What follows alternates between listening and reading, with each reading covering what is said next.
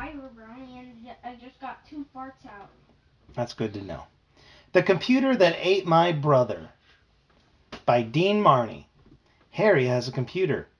He used to have a brother. The computer is his brother. Chapter 1. This story is about my brother and about a computer I once knew. The computer isn't here anymore. I have wished I could say the same about my brother. I don't know exactly where it is now, and I've never known another one like it. To tell you the truth, if it still exists, I'm not sure it could really be called a computer anymore. I keep thinking that one of these days I'll wake up in the morning, it's a PC. And there it will be, just like this dog that used to show up on our porch every once in a while. I try to keep him and make him mine, but he would only hang around for a while and then disappear. I'd look for him for a few days, but then I'd give up, thinking he'd probably been poisoned or run over, or I'd moved in with someone else. Then he'd show up hungry as anything, acting like nothing happened. I keep thinking maybe the computer will be like that dog, except the dog finally stopped showing up. I met the computer on my 12th birthday. That morning at breakfast, my mother had said that 12 was a magic year. 12 is magic. It's solid. Not like 15 is solid, but solid nevertheless. 13 can be a bad luck year, but only good things can happen when you're 12. My mother had said this while putting French toast on my plate. She told me she had made French toast because it was my favorite. French toast is my brother Roger's favorite. I hate French toast. Roger is 15, and if that makes him more solid than I am, it's a joke. My mother said, "Now remember, we're going to celebrate your birthday properly tonight at dinner." I could hardly wait. Dinner, however, turned out to be no big deal. No one else would even have known it was my birthday if you hadn't told them. I mean, we didn't wear party hats or have balloons or anything. The only way a stranger would have known that I was having a birthday was that after dinner my mother brought in a cake. Everyone sang except for Roger, who was hollering, "Happy birthday to you, happy birthday to you, happy birthday, dear Bozo, happy birthday to you." I looked at the cake. 12 candles. My mother said, "12 is such a wonderful magic age." "Blow out the candles," Roger said. "They're dripping wax on the cake." "I have to think of a wish first," I insisted. I was feeling stubborn. My mother said, 13 can be a bad luck year, but only good things can happen when you're 12. I closed my eyes and tried to think of a wish fast. I thought, wish to be invisible. Wish to be carried away in a flying saucer.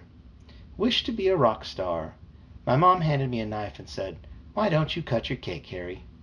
My little sister Joni blurted out, "I'm not having any because Roger spit on it twice while you were blowing out the candles." Roger started laughing, adding little snorts like a pig coughing. He looked at Joni and stuck 2 fingers first into the cake, then into his mouth. "Pretty good," he said. "Really, Roger?" my mother said. He ignored her. "I've always wanted to do that," he said, and then changed the sound he was making to the kind of laugh that chainsaw murderers commonly use, went upstairs, got his jacket, and left the house. My dad yelled as Roger slammed the door, "Where do you think you're going?" The room was silent. I finally cut myself a piece of cake, avoiding the part where Roger stuck his fingers into it, and took a bite. It was pretty good. "Now let's have a happy birthday," my dad said, cutting himself a huge piece of cake. Joni asked to be excused. "No," my mother said. "They let Roger ruin everything as usual," I thought to myself. "How about a present?" my dad said, trying to save the occasion. He led me over to the corner of the living room where a very large package sat, with a green bow on it. "Well, go ahead and open it," my mother said. It's a computer. I carefully lifted the bow and slowly began stripping off the paper. Joni got impatient and helped me. We got it unwrapped, and there it was, a plain brown box. "Just what I wanted," I said. My dad laughed. "Look inside," he said. "The suspense is killing me." I looked inside. "It's a TV," I said. My dad was grinning like Ronald McDonald. "It's not," he said. I suddenly realized what it was. It was a computer. "You're kidding," I said. "Now, it's an investment in your future," my dad said, "and I have to be honest and tell you that I got it secondhand. But the woman who used it before was a grandmother and a retired math teacher. The shop said it might as well be new. They figured she'd probably never even used it." But still, I said, I know it's what you always wanted. It wasn't. Not that I wasn't grateful. It was a great gift. But what I've really always wanted is a drum set. Well, thank you very much, I said. We stood around smiling at each other for a few minutes. Maybe I should set it up, I said finally. Let me help you carry this up to your room, and we'll set it up there, Dad said. Okay, I answered. Joni took some frosting off my collar and stuck it in her mouth. Upstairs, while my dad was getting everything ready, I excused myself and went into the bathroom. I looked at myself in the mirror. Happy birthday, Harry, I said, and tried to lick a coating of sugar off my nose. Through the doorway, I could see Dad in my room, plugging in the computer. As he turned it on, a message appeared on the screen. Happy birthday, Harry! Now, isn't that something? I could hear my dad say. How did they make you do that without even telling them what your name is? Chapter 2. I would do almost anything to have some sort of control over Roger. He's 3 years older than I am and about 20 pounds heavier, so I can just forget it. But there is one thing that you should know about him. Roger is the worst possible slime ever to walk on the face of this earth. And if he touches my new computer, I swear I'll do something he'll regret. Dad was so pleased with himself for getting me a computer. I couldn't believe it. He was beside himself. After I washed my face and changed my shirt, I went into my room where he showed me the screen that said, Happy birthday, Harry. He jumped up and down as much as someone who is at least 50 pounds overweight can jump. Isn't that something, Dad said. It was on the screen like that when I turned it on. The guy at the shop must have done it before he packed the machine up. I was trying to figure out how the man could have done it and how I could erase it from the computer so the screen wouldn't flash Happy Birthday, Harry every time I turned the power on. When suddenly the words started to form into a big ball that bounced up and down a couple times and then bounced off the screen. Joni said, Wow! Weird, talking weird. The remarkable thing was that there was no disk in the disk drive and no one had touched a key yet. Now the screen was blank. I shut the machine off. But in a game's disk my dad had gotten as a frisbee. Put in a game's disk my dad had gotten as a freebie with the computer, and turned the computer back on. Everything worked the way it should have. The games were only so-so, and playing them with Joni and my dad made them even more so-so. I didn't let on about my true feelings, though. Since it was my birthday, I laughed and acted really happy so my dad could feel good about giving me a computer. After a while, I said I was beat and should probably go to bed. Mom came into the room and told Joni that she would be exhausted tomorrow if she didn't get to sleep soon, so I turned off the computer and we all went to bed. Of course, that didn't include Roger, who wasn't home yet. I fell asleep quickly, but something woke me up. I looked at the clock on my nightstand. It glows in the dark. I'd been asleep less than an hour. My first thought was that I'd been dreaming. I couldn't remember what the dream was about, but it must have been a nightmare. My heart was pumping like I'd just run a race. Then I heard something. I swear I could hear someone crying.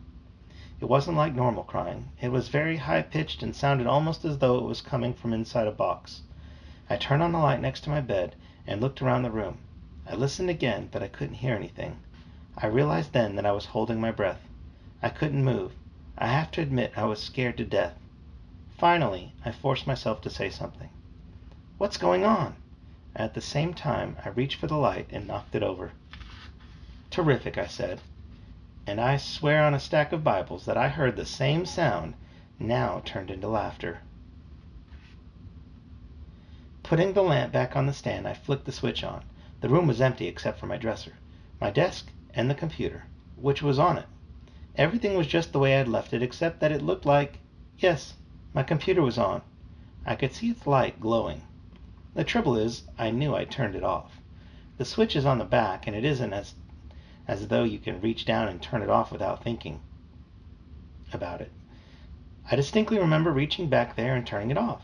Hanging my head over the side of the bed and lifting the bedspread off the floor, I checked underneath. Nothing up my sleeve, I said. I was trying to keep myself cool.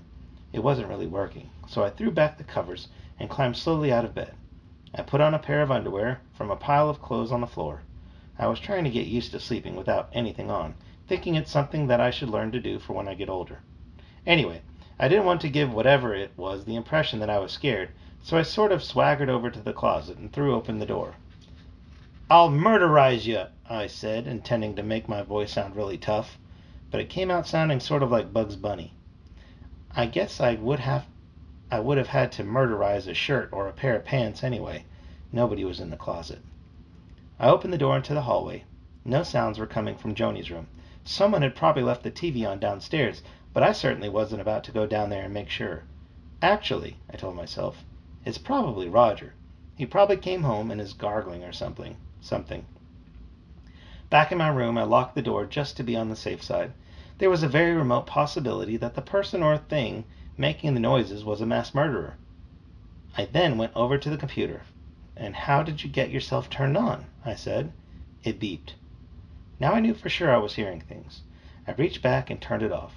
As I did, I could hear it wind down, but it didn't sound right. It sounded like it was heaving a deep sigh. Crackerjacks, Harry. You are definitely crackerjacks. Repeat after me. Computers do not cry, laugh, or sigh. They may not, but I crossed my heart and promised to poke a pickle in the ear if I didn't hear my computer do just that. Maybe the thing has a voice synthesizer. Maybe it is one of those talking computers. I couldn't think of what else it could be. I figured I'd ask my dad in the morning, or, if all else failed, I could read the manual. Chapter 3. After breakfast, I asked my dad one simple question. I asked him whether he got a voice synthesizer with the computer. He immediately went into this super apology number about how he couldn't afford it. 10 minutes later, when he was through, I, of course, had to do the same thing, trying to make him feel good by telling him I didn't want a voice synthesizer. I merely wanted to know if the computer had one or not. The whole thing was very stupid. First he felt bad, and then, because he wouldn't believe me, I said I didn't want a voice synthesizer. I felt bad. Great. Because of one simple question, 2 people got to feel rotten and guilty for the rest of the day and probably their whole lives. Parents think that if you ask them a question, you must want something from them. The only solution is not to ask questions. If every kid learned this simple fact of life, the world would be an easier place to live in. I can predict what will happen. When my dad is on his deathbed, he will turn to me and say, "Harry, I'm sorry I didn't get you a voice synthesizer." I will say, "But I didn't want a voice synthesizer." Dad will say, "I know you really did, and that's why it is so nice of you to say you didn't want one. I've been an awful father." Then he will die, and everything bad that happens in the world will be my fault. Sometimes I wonder if my life would be a whole lot better if I never said a word. Roger never feels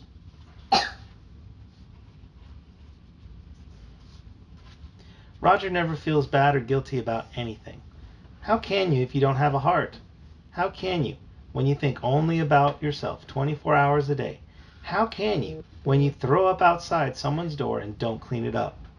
It happened last night. Roger decided to stumble in after we had all gone to bed and had been to sleep for a while. I looked at the clock. It said 3 a.m. Roger had crawled up the stairs and made it to my door before he blew his chips. I couldn't believe it. Of course, I just stayed in bed and tried to pretend that it hadn't happened. Before I could even get downstairs to eat breakfast the next morning, however, I had to help my mother clean up the floor. I just want it on the record that this is not the way to start your day. What is a blue chip? Like a blue chip? Threw up. He threw up in front of his door. Remember, his brother would go out late at night. He was older, and then he'd come back late. So he was already in bed sleeping, and he heard his brother come up the stairs, and then he threw up right in front of his door. Her door? His door. His own door? No, his brother's door. Oh, she. No, he. It's 2 boys. It's not the same people in the other books. Oh, I thought it was the girl that got. No, it's not the same people. I thought a girl. What was the first Goosebumps we read? Oh yeah, Dead House.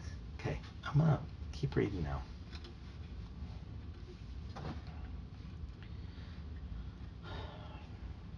I just wanted on the record that this is not the way to start your day. My mother said, "Roger must have the flu." "Yeah, and I'm Santa Claus," I wanted to say.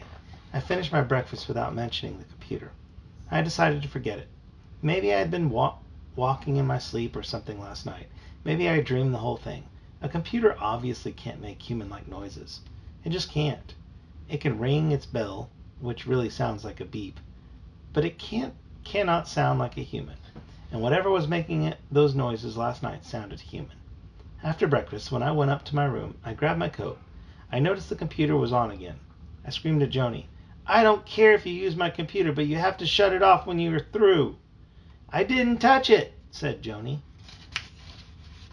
I yelled at Roger, "Keep your greasy fingers off my computer." Roger was in the shower and didn't hear me. I shut the computer off and went to school. It didn't make any strange noises when I flipped the switch, but I checked it twice to make sure it was off. School was okay that day. This girl I know, her name is Amy, kept saying hi to me between classes. She could have gotten on my nerves, except I kind of like her. After school, I ran home. I usually walk, but today I was thinking about getting in shape. Once I was home, though, I forgot about getting in shape and devoured 3 donuts I found in the kitchen. I grabbed a glass of milk and went upstairs to play with my birthday present. The darn thing was on again. This was beginning to drive me crazy. "What is going on?" I said to the air. The computer just hummed. "Is this thing haunted?" I was kidding. The computer hummed a little higher. I shut it off and changed my clothes. My back was to the computer when I suddenly had an odd feeling that I was being watched. I whipped around. The light on the keyboard was shining. Someone or something had just turned it on. I checked my room and yelled out the hallway, "Is anyone else here?" There was no answer. My mom and dad were still at work, and this was Joni's day for her piano lesson. Roger was probably lying in some gutter somewhere. "Okay," I said to myself, "the house is haunted, but at least the ghost is a pretty harmless one. It only turns on computers." Weird, though. Very weird. I considered leaving the house right then, but I somehow sensed that nothing was trying to hurt me. Don't ask me why. I just knew that. Things were definitely weird, but they were safe. So I turned on my radio to keep me company. When I was 5, my babysitter told me that radios kept ghosts away. That is when I made my parents buy me one. With nothing else to do, I sat down at the computer and put a games disc in the disk drive. I tried to boot it up. I kept getting an error message, and then the screen flashed, "Retry." It was refusing to boot the disk. I retried all 6 of my games disks. Nothing worked. Finally, I put a blank disk in. I thought maybe I could initial it, and it would let me do a little programming. Something simple. I slipped in the disk, and immediately the computer let out a "ah." I jumped a little. Actually, I jumped a lot. I tried to give the computer commands to initial the disk, but no matter what I did, I couldn't get it to accept a command. The light on the disk drive was glowing.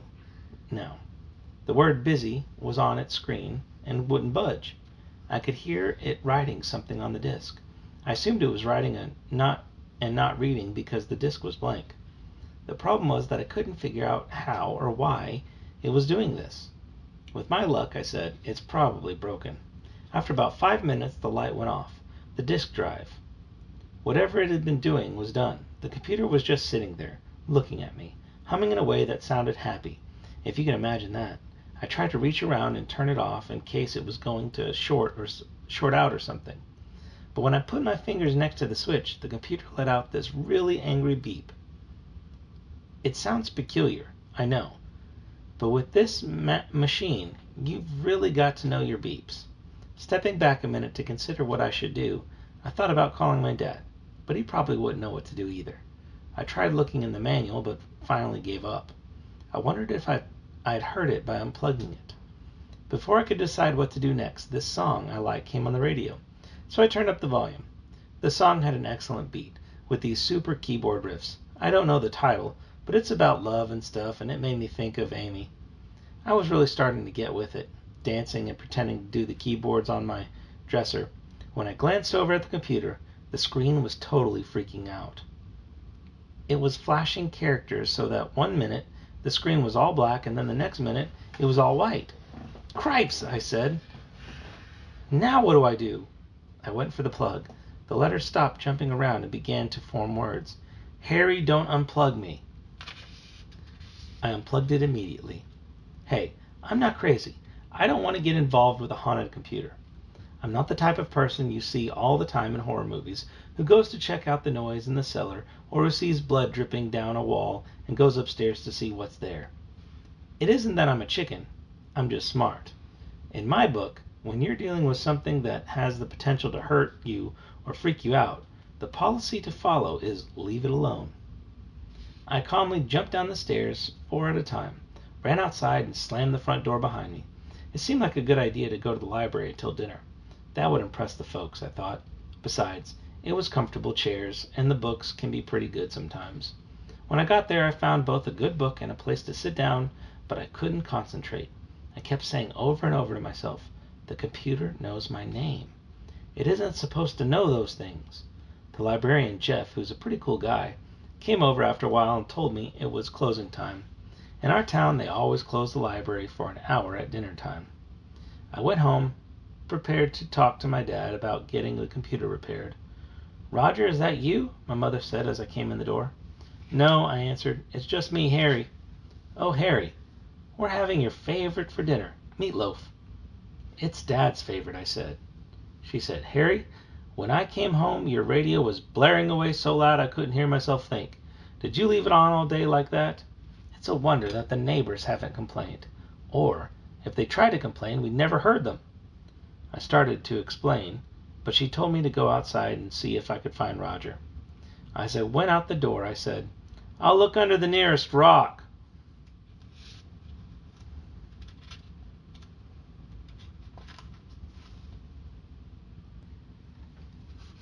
Chapter 4. At dinner, Joni asked me what I had done to my computer. I almost blew meatloaf out my nose before I could answer. "What do you mean?" I barked. "What were you doing, fooling around in my room with my computer?" "Well, I wasn't fooling around with it. I couldn't," she said. "Every time I tried to do anything, it would ask me where Harry was." "Now, how did you do that, Harry?" my dad asked. "Oh, it was no big thing," I said. Roger made his entrance just then. I sat there and thought how good he'd be in one of those horror movies where the guy is crazy and runs around killing everyone. It isn't that he looks like a monster. In fact, he's actually the opposite. He's a lot better looking than I'll ever be. I mean, he practically started shaving in the 3rd grade. I'll probably never have to shave. And he's got muscles, even though he never works out. But he's cruel. You can tell just by looking into his eyes. He has eyes that look right through you, as if you're not even there. When we were little and we walked to school together, he'd push me into any mud puddle we passed. He'd never say anything. He just did it. "Here, Roger," my mother said. "I made your favorite." Roger just looked at her and then dished up his plate. "How was school today, Roger?" Dad asked. "Couldn't be better," said Roger without lifting his head. My dad went on to tell us about some article he was reading, or had read, I don't remember, which because I wasn't really listening. No one else was either. I don't even think my mother was listening. Roger certainly wasn't. He was chomping down on the food like there was no tomorrow. I did remain alert enough to hear Dad say something about kids today and peer pressure and the stress of living in a drug culture. I wanted to tell him to just come out with it. I wanted him to say, "Roger, if you're using drugs, I'm going to have to do something drastic." I wonder if Roger really hated us as much as he seemed to. I know it's sick, but a part of me somewhere deep inside wanted Roger to like me. It sounds crazy, but I can't think of 1 or 2 times in my life when I almost got along with him. After dinner, I went upstairs to tackle the computer. Joni followed me. "Can't a person have any privacy in this house?" I said. "Excuse me," Joni whined. "I just wanted to watch you play with your computer." "I'm not going to play with my computer," I lied. "Well then, can I play with it?" "Forget it," I said. "Get your own computer." "I'd like to," said Joni. I knew it hurt her feelings, so I said, "Come back in about an hour and I'll let you play with it then. I've got some homework to do right now." That must have satisfied her because she went off to watch TV. I was alone, sort of. Roger was in his room, which is right next to mine, blasting his stereo. That's great. I get in trouble for playing a radio a little too loud, but Roger can make the walls vibrate and it's okay. My dad came all the way upstairs to Roger's room. He knocked on the door and said, "Roger, could you turn that down a little bit?" It was a nice try, but it didn't do any good. Roger had his door locked and he probably couldn't hear Dad because the music was so loud. Well, you've probably guessed it. I went over to my computer and, to my surprise, ha! The dumb thing was on. That idiot machine is going to cost us a fortune in electricity. I sat down and put the disk in the computer, the disk the computer had written after school. Then I turned the machine off and then back on again to boot the disk. The cursor appeared on the screen. I typed catalog. Now I expected to see a list of programs come up on the screen. That's what a person would expect of any ordinary computer. I thought at the very least I'd get some sort of error message. Silly me, I guess I should have expected anything but the norm from this machine. The screen read, "Hit spacebar to continue." "Continue what?" I said under my breath. Just then my dad stuck his head in the door. "How can you hear yourself think with that racket in the next room?" he said. "It isn't easy," I replied. "What are you doing?" "Oh, just goofing around." He came over and looked at the screen. "Well, are you going to continue?" my dad asked, grinning. I couldn't believe how into this whole computer business he was. He should have bought the machine for himself. I probably would have been better off. I hit the space bar and the message on the screen read, "Harry, is that you? Y or N?" I assumed the Y meant yes and the N meant no. I typed the Y and hit the return. "Is this something you programmed?" Dad asked me. "Sort of," I said. "I wish I could get rid of him." "Hello, Harry," the screen read. At this point, I was trying to act as if I knew what I was doing. My dad started asking me how I programmed it, and I told him these incredible lies. I didn't know what to do. I couldn't tell him it was programmed by the computer.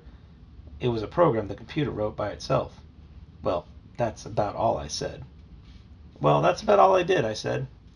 "What happens when you type hello back?" "Oh, nothing," I said. "Give it a try?" "Dad, it's just a machine. It only does what you program it to do. It doesn't create things. I'll show you." Dean, are you awake? Yeah. I typed in hello. The screen read, "Hello again, Harry. It is good that you are finally talking to me this way. Press the spacebar to continue."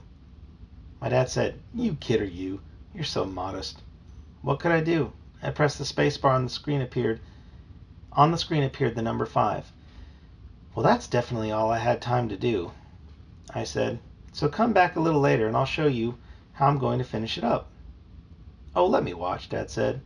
Mom saved the day by yelling up the stairs. "Walt, the washing machine is leaking again," my dad said. Goodness grief, which is the way he swears. I guess I'll have to come back later. He left the room muttering something about it being time they stopped messing around with that old machine and got a new one. They won't, though.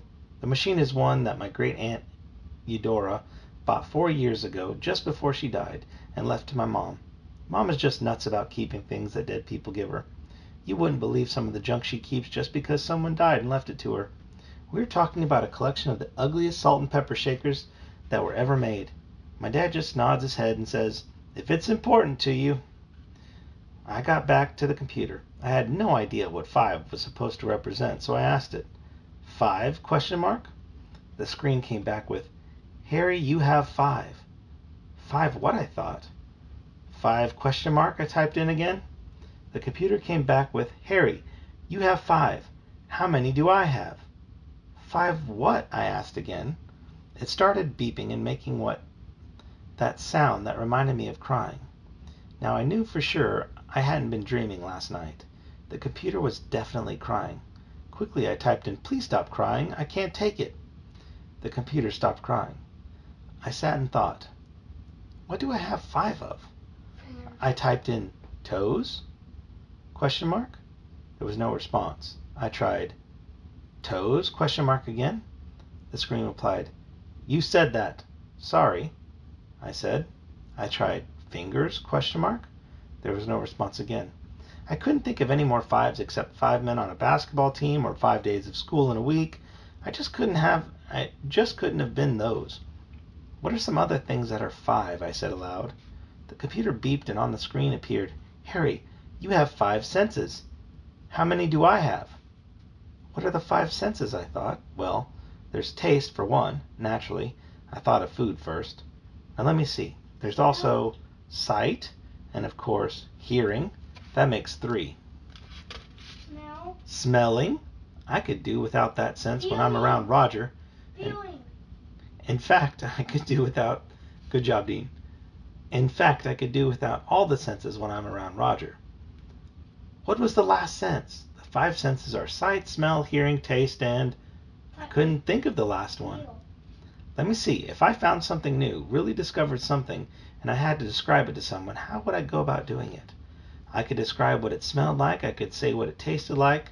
I would have to be extra careful with that one. I mean, what if I had just discovered dog poop? I could tell what it looked like. I could also tell if it made a noise or not. I could tell if it was smooth or rough. That's it! The 5th sense is touch. Phew! That was hard work.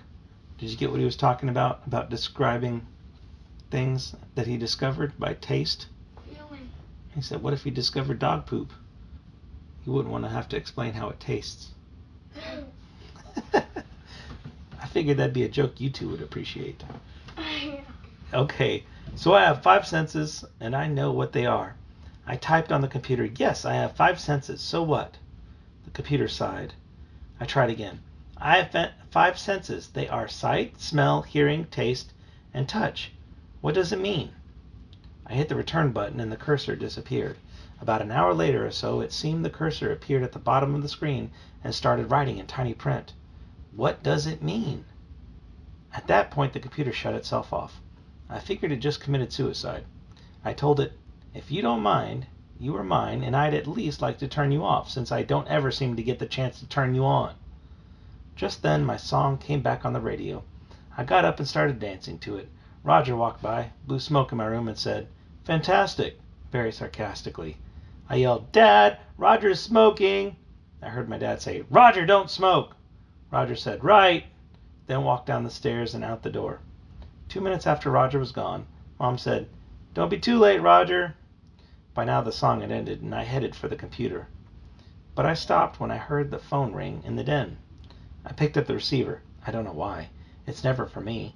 This time, though, it was. Hi, said this female voice. I didn't want to sound like a nerd by asking who it was, so I pretended to know. Which is a cool thing to do, but extremely stupid and dangerous. "Oh, hi, how's it going?" I said. "Oh, pretty good," she said. I wanted to ask her what she wanted, but instead I said, "Well, what have you been doing?"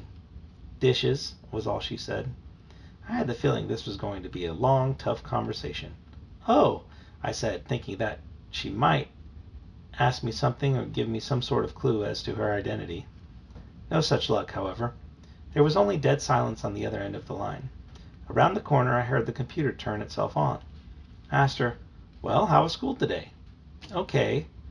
I wanted to ask if this was 20 questions, and whether she was an animal, vegetable, or mineral. "Well, did anything unusual happen?" "Not really." "Something must have happened." "Nope," she said, and then she giggled. I tried a new approach. "What's your locker number?" 47, she said. That was no help. It was clear down the hall from mine. I still had no idea who it was. I could have asked her what color hair she had, or I could have asked her what her mother's maiden name was. I could have asked her anything, except I couldn't think of a thing then. Finally, I said the first thing that popped into my mind. "Do you know how to stand on your head?" "No," she said. There was silence, tons of it. Finally she said, "Why do you ask?" "Oh, no special reason. It's just kind of popped into my head. I've been thinking about standing on my head lately." I couldn't believe what I was saying. "That's weird," she said. "Uh-huh," I said. "You're right." She said, "Oh, Harry, you're so different. That's what they said about Frankenstein." "Sorry," I said into the phone. "Oh," she said. "I don't mean bad different. You know, I mean the good kind. I really like it." Now that was more like it. There was more silence. Then I got it. I had the perfect plan. They don't call me Sherlock Holmes, Harry, for nothing. Actually, no one has ever called me Sherlock Holmes, Harry. But I still had a good plan. "You know," I said, "I can't remember how you spell your name." "Why do you want to spell my name, Harry? Are you going to send me a note?" There was a lot of giggling after that one. "Maybe," I said. Then I lost my patience. "How do you spell it?" I demanded. "I'm not a good speller, so you have to tell me." "It's so simple, Harry. It's capital A-M-Y." Were you just kidding me? Yeah, I said, sort of. It was Amy, that girl who kept saying hi to me all day in school. Now she was calling me up. I still liked her, but I was also beginning to think that the reason she said hi to me all the day was because she didn't know how to say anything else. I heard somebody on the other end ask, "Who are you talking to?" Amy said, "Nobody." "Well," the other voice said, "it's time to hang up. You've been on there long enough." "Ah, I've got to go now, Harry," she whispered. "Okay, Amy, see you tomorrow." "Well, you'd better write me a note now that you know how to spell my name, okay?" she said with lots and lots of giggling. "Oh, yeah, sure," I said. "I'll do that." "Bye," she said. "Goodbye," I said and hung up. I was drenched in sweat. What a day I've had today, I thought. I hung over the banister and yelled, "I'm pooped. I'm going to bed." Joni said, "You can't. You promised I could play a game on your computer with you." When I told her I was too tired to play, she said, "Sometimes you're as crummy as Roger." That hurt. As I entered my room, I couldn't help looking at the computer. On the screen was a message. "Imogene S. Cuneiformly. Press any key to continue." "Sorry," I said. I've had enough guessing games for one night. I reached over and pulled the plug to the machine. Then I brushed my teeth and got into bed. I gave up my sleeping naked program just this once and wore pajamas. For a long while, I lay there looking up at the ceiling. A question kept running through my head. Who or what is Imogene S. Cuneiformly? I wondered.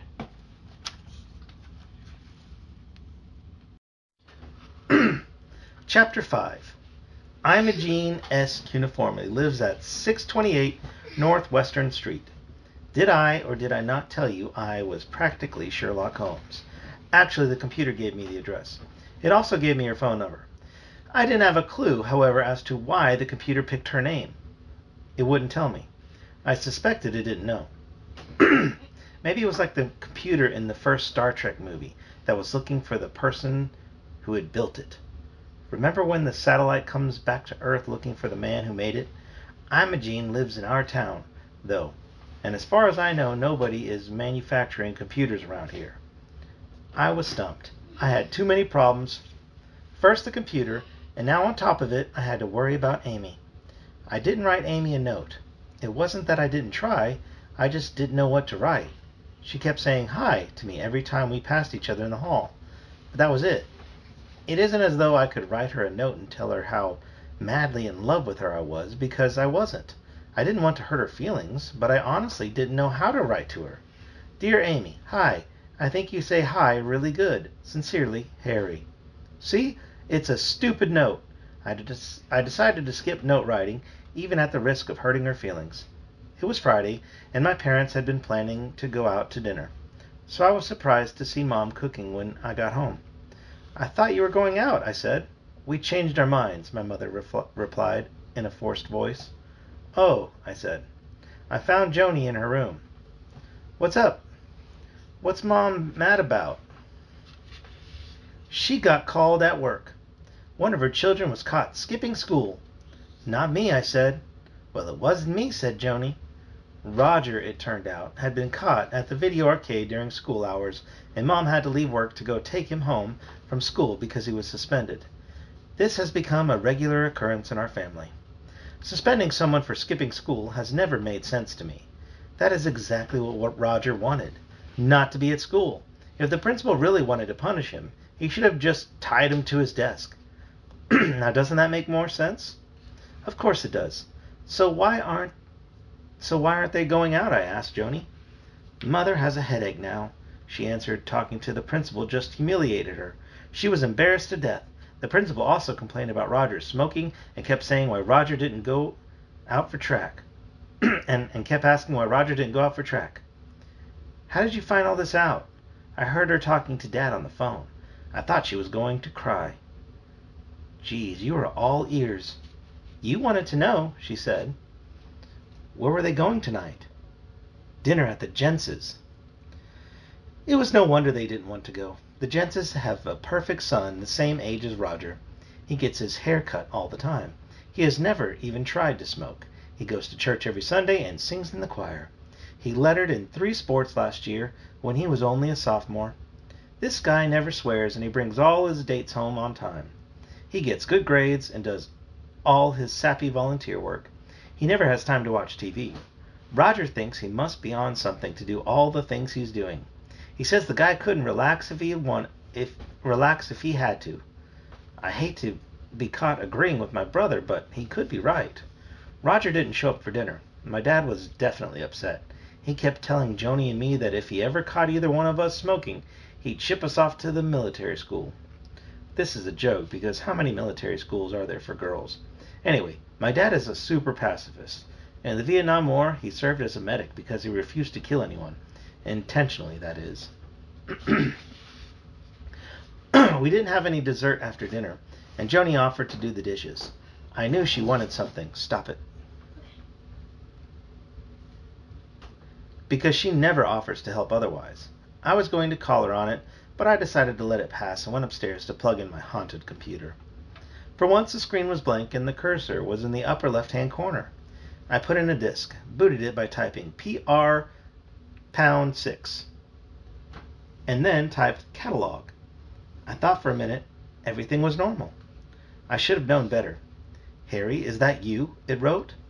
Yes. Harry, find Imogene S. uniformly. Why? Harry, find Imogene. Are you hard of hearing? I mean seeing? I typed why. There was quite a long pause. Finally, it wrote on the screen. I need her. Who is she? She is Imogene S. uniformly. Yes, I know what her name is, but who is she? There was another long pause. Then the computer wrote, if she is not her name, who is she? Boy, I thought, the trouble with computers is that they are so literal. I mean, they don't let you get away with anything. A fact is a fact. She's her name, but that isn't all she is. The computer thought and then started making the beeping noise that sounds like crying. I wrote, don't cry, what's wrong? The computer wrote back, 5 senses. You mean, does Imogene have 5 senses? Yes. Yes, she does. She has a name, a body, and 5 senses. What is my name, Harry? I don't know. Who named you Harry? I think it was my mother. Who is my mother, Harry? I don't know. It then went down for a minute, but came back up. How many senses do I have? I don't know. I'm not sure. The computer started crying again. I typed, why do you need to find Imogene? Why do you want Imogene? It stopped crying, beeping, and wrote, Imogene S. uniformly knows me. She would know my name. Who do you think Imogene is? Your mother? Nothing from the computer. Why do you need a name? Harry, who am I? You are a computer. Is that all that I am? It hit me then. How bad this thing wanted to be a person. I tried something. Are you trying to get all 5 senses? I will try, Harry. Wow, I said aloud. It was trying to recreate itself into a person. At least I thought it was trying to be as human as it could be. I was slightly spooked. It repeated, Imogene can name me. Imogene knows my name. All right, I'll try to contact her very soon. The computer went crazy doing these weird graphics with smiley faces all over the place. It ended up flashing a big grin. That's enough, I said to myself. The computer wrote, thank you, Harry.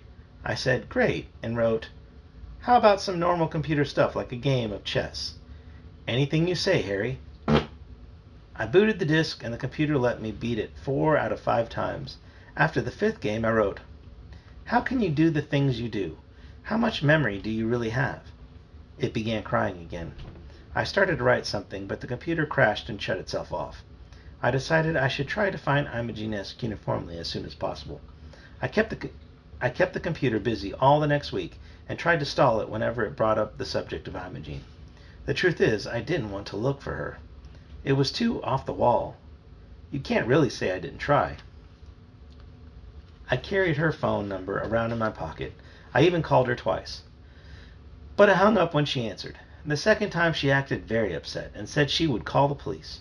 I wasn't too chicken to talk to her. I just didn't know what to say. She was already upset because no one was speaking on the other end of the line. I could just imagine how she'd react when she got a load of what I had to say to her. Hi, Imogene, uniformly. You don't know me, but you see I have this computer that keeps turning itself on and off whenever it wants to, and a funny thing keeps happening. It keeps printing your name on the screen and telling me that it wants to contact you. It says you know it." I was certain she would prefer silence. After imagining this one-sided conversation, I decided something. A person would have to be insane to call anyone with a message like that. But then I began to reconsider. Imogene is an interesting name. It's a little unusual, but I like unusual names. Maybe we would get along. She just might be my age, and there might be a perfectly logical explanation for why we've never met. Like, maybe she's really beautiful, and her parents have kept her locked up because they want to marry her off to the highest bidder. I might be able to rescue her. Was I crazy? Imogene didn't sound young on the phone, but she still had an interesting name. In my spare time, mostly at school, I gave a considerable amount of thought to how I should approach Imogene. I couldn't come up with anything. I finally decided that the best solution was to forget the whole thing, and if the computer asked me about her again, I'd just tell it she was dead. The trouble is, it would start crying, and one of these days my dad would realize that my computer was making strange noises and insist on having it repaired. It would probably become just a normal computer then. That would be the solution to all my problems, but I have to admit I was beginning to enjoy having a weird computer. The darn thing was becoming a good friend. Ever since I agreed to look for Imogene, it had been super cooperative. It began telling me things about itself, and even stuff about me. I didn't know very much about itself, but it sure knew plenty about me. The funny thing was, most of the time it knew things about me before I even told it. "How do you do that?" I would ask it. It would reply, "I don't know." Then add, "Maybe Imogene knows." Maybe and maybe not. Once it told me explicitly that I was not to take it to the service shop, ever. It was afraid of what it didn't know about itself, let alone what someone else who had no idea what was going on could do to its insides. It was afraid they would destroy it for being different. "Would you like that, Harry?" It had asked me. What could I say? Of course not. "You're safe with me," I had answered. Now it asked me if I could help with my homework. I didn't hesitate to type yes. It wasn't much help, though. It wouldn't concentrate. It kept asking me why I hadn't called Imogene. The first thing I would see when I woke up in the morning was its little screen flashing, "Find Imogene uniformly." When I got into bed at night, the screen would be glowing, "Did you find Imogene?" When I didn't answer it, it sat there all night with this look on its screen like I'd just killed its mother. Finally I wrote, "When are you going to write a letter for me to give to Amy? When are you going to find Imogene uniformly?" It had me. I made up my mind that Sunday I had to do something about Imogene. This whole business was really starting to depress me. I felt it just wasn't right to leave the computer hanging forever. Maybe it was a machine, but it had feelings. Besides, Amy was really bugging me at school about writing her a note. I decided to just get it over with. I felt like getting everything over with. I kept asking myself, why is this happening to me? But I knew why. I was trying to make the computer happy. I was trying to make my parents happy. I was trying to make Amy happy. My life was too complicated, and I didn't know how to make it simpler. That morning, my dad yelled upstairs to tell me to get up and get ready for church. He yelled the same thing at Roger, but Roger didn't go with us. I wasn't given any choice about going to church. It was just told to get ready. That could be one of the differences between being 12 and being 15. Sometimes church is quiet, but this Sunday was one of the noisy ones. The preacher got fired up early and kept it going. He was shouting about how you have to forgive your brother no matter how many times he wrongs you. 70 times 7 you must forgive him, he said. He also said you could not experience the kingdom of heaven if you hated your brother. When he said that, I realized I was in a little bit of trouble. I sat there breathing really slowly. I don't worry too much about God and dying and things like that, but if it happens, I definitely want to go to heaven. It was hard, though, for me to believe that God wanted me, Harry, to forgive and love Roger. I wondered if God knew who Roger was. Did he know what he was asking? The minister kept quoting one verse from the first book of John at us until I could say it in my sleep. "Whosoever hateth his brother is a murderer." and ye know that no murderer hath eternal life abiding in him. I decided that maybe I really didn't hate Roger. I mean, I wasn't exactly comfortable with the notion that I could be a murderer. I looked around me and noticed that Dad was wearing out a pencil, underlining and re-underlining a verse. I leaned over to see what was marked up. It was Luke 17:3.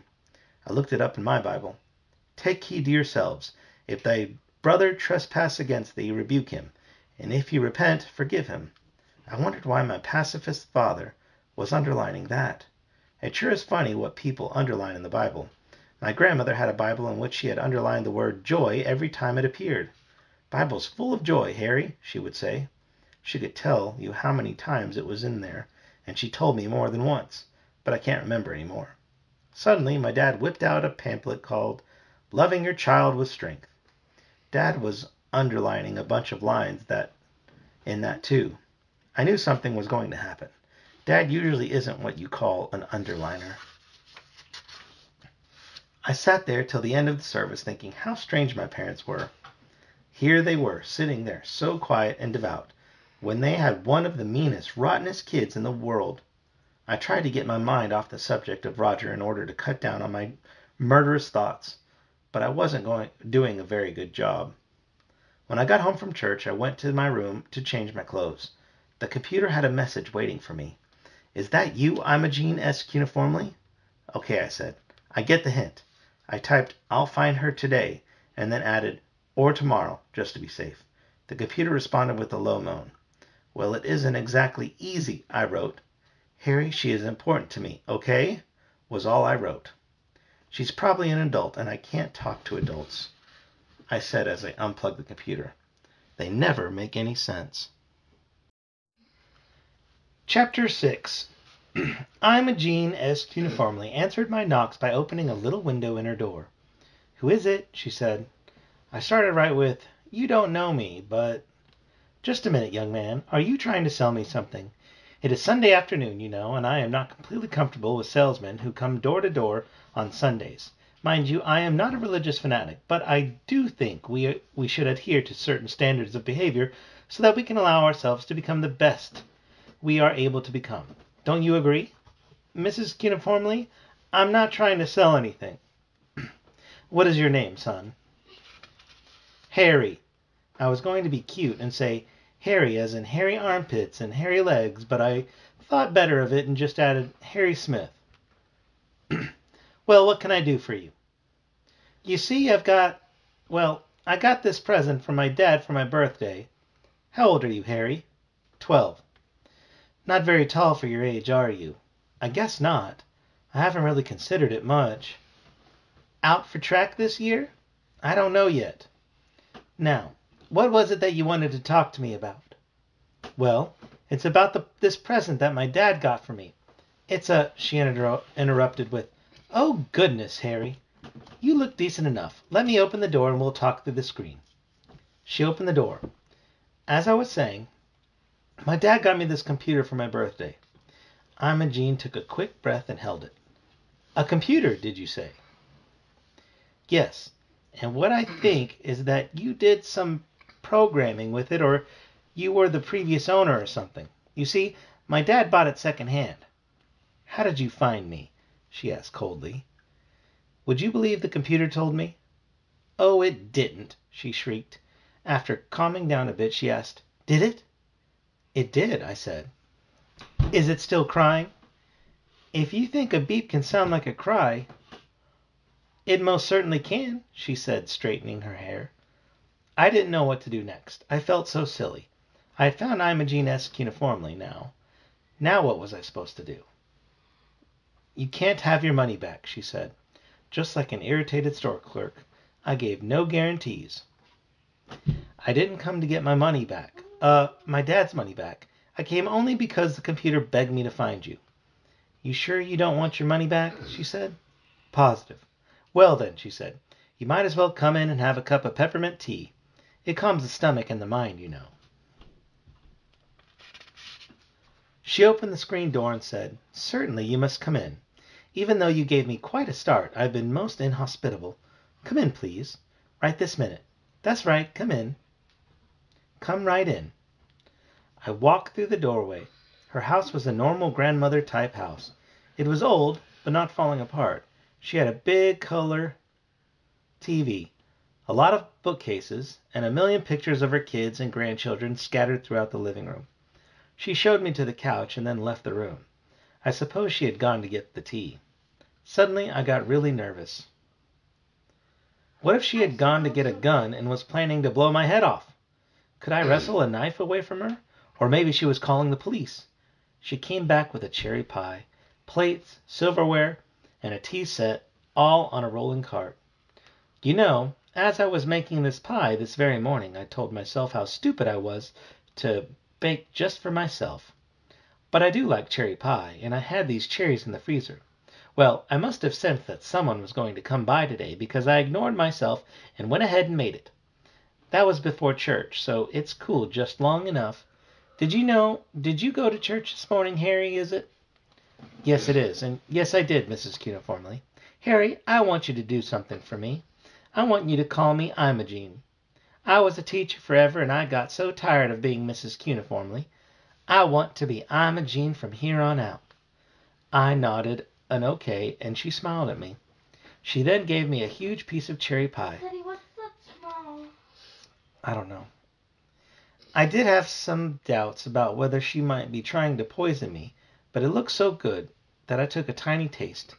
It was the best darn cherry pie I had ever sunk my teeth into in my life. Is it all right? Imogene asked.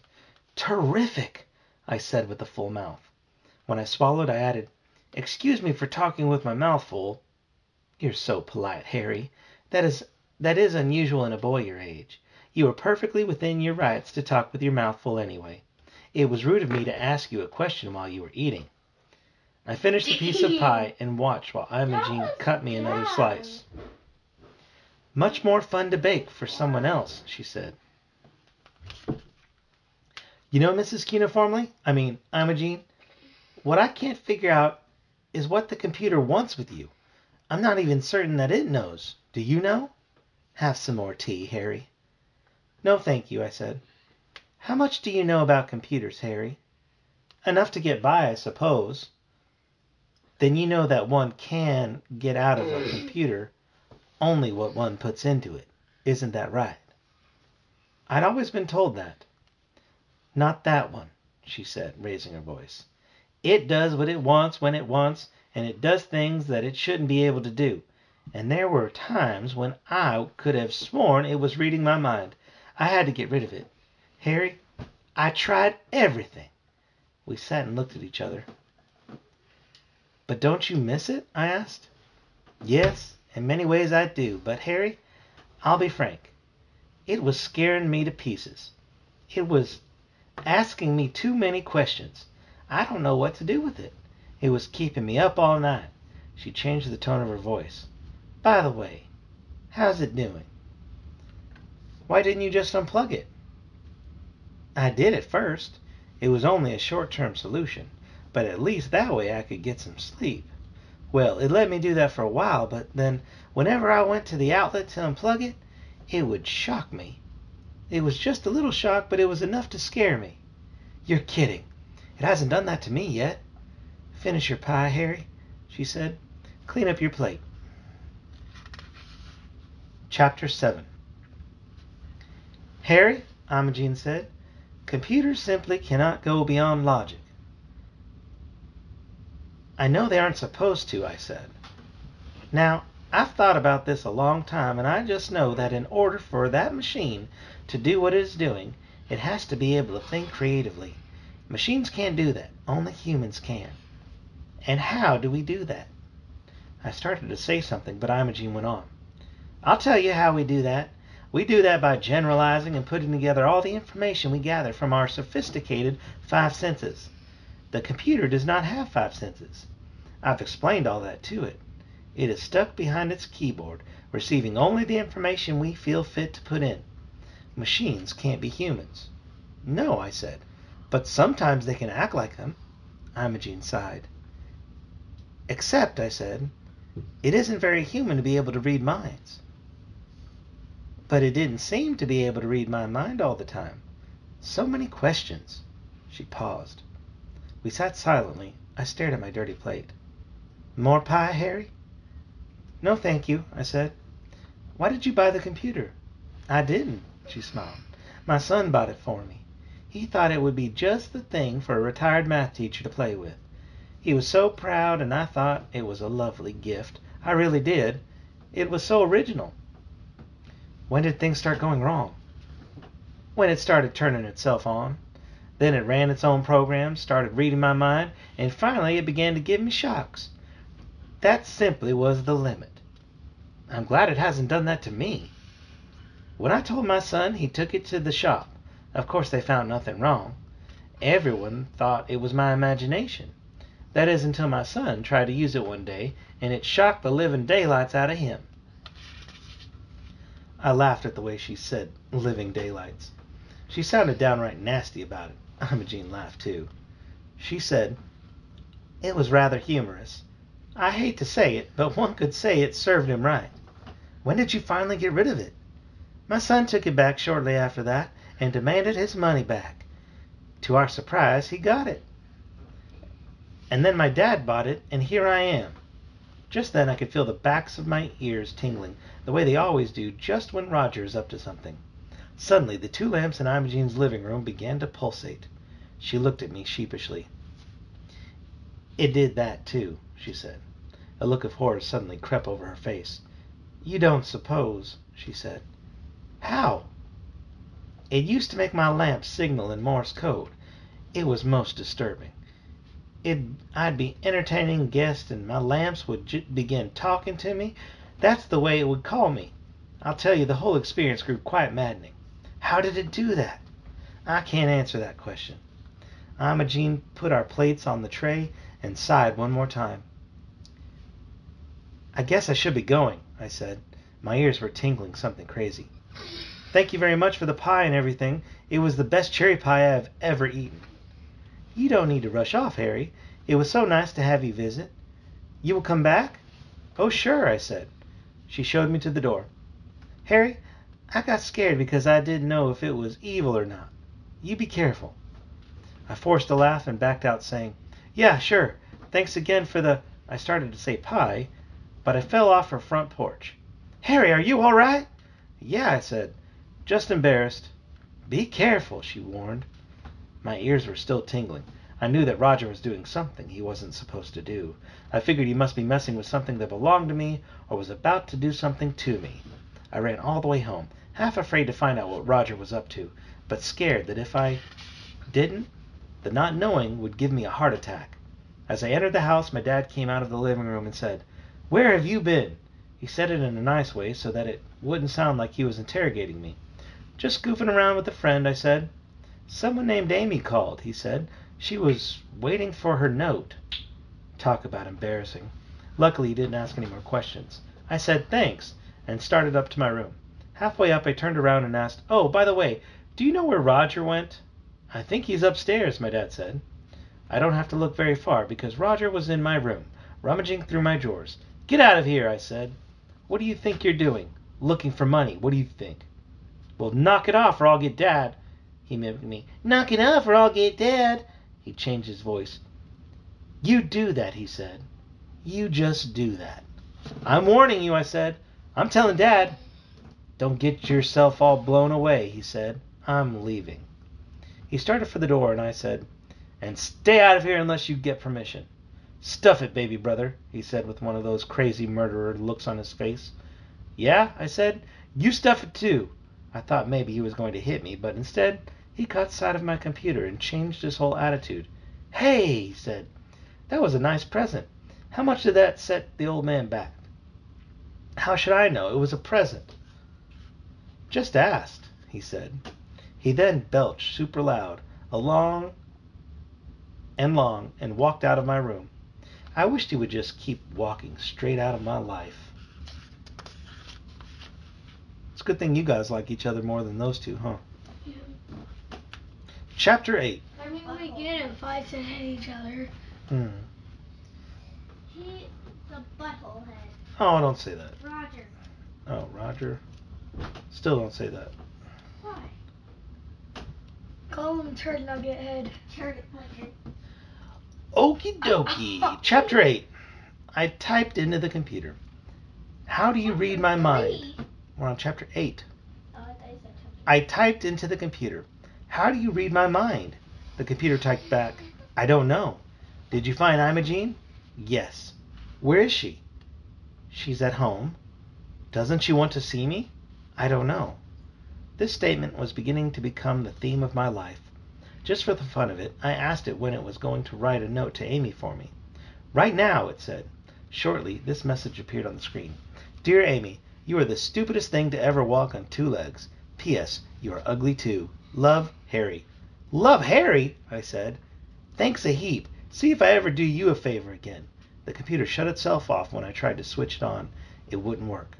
I tried to kick it, but it was too high up off the ground. I considered hitting it with my bare hand, but Imogene's story about getting shocked had stuck in my brain. I went down to dinner. Everyone was there except Roger.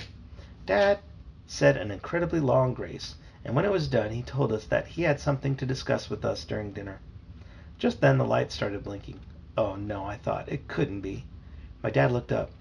Now, what could that be? He asked. Thinking fast, I said, could I be excused a minute? I think I left the computer on, and if something's happening with the electricity, I'd better shut it off.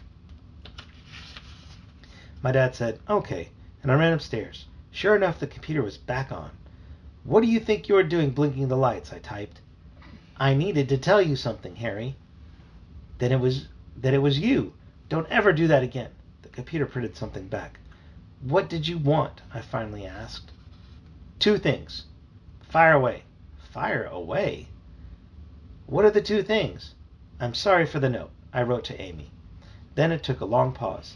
There are more than 5 senses, Harry.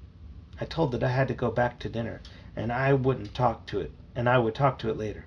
The last thing I input was, don't blink the lights again if you know what's good for you. I figured that might scare it a little. For emphasis, I added, I know a good repairman. I went downstairs. Everything okay? Dad asked. Fine, I said. Joni piped up. Where's Roger? Dumb question of the year, I said. That is exactly what your father is going to talk about right now, isn't it, dear? My mother said. Dad nodded and coughed and rubbed his chin. Pass the peas, Harry, my mother said. Dad, could you pass the lasagna? Said Joni. What I'm trying to tell you is that your mother and I are... I interrupted. Getting a divorce? I knew it. It happens to every marriage. Who do I go with? Mom and Dad laughed. My mother said, Heavens no. For your information, Walt and I are very much in love. If you'll all let me continue. Dad looked at Joni and then at me. We've decided we have to do something about Roger. You're kidding, I said. Don't be smart, Harry. That was from my mother. You're sending him to military school, said Joni. That is one of our options, my dad said calmly. However, it is only one of our options. Actually, what we're about to embark upon is a reform program. In a way, everyone in this family will take part in helping Roger, because we are all responsible for Roger's behavior. Joni and I gulped at the same time. Tell them what it's called, Walt, my mother said. She was beaming. It's called the Love with Strength program. And what it means is that we have to show Roger how much we love him. But we also have to let him know that we will not tolerate inappropriate behavior. We will not allow ourselves to be pushed around and walked on by Roger any longer. What am I supposed to do? Said Joni. Kiss him and then slug him? Try a baseball bat, I mumbled. No, Dad said emphatically.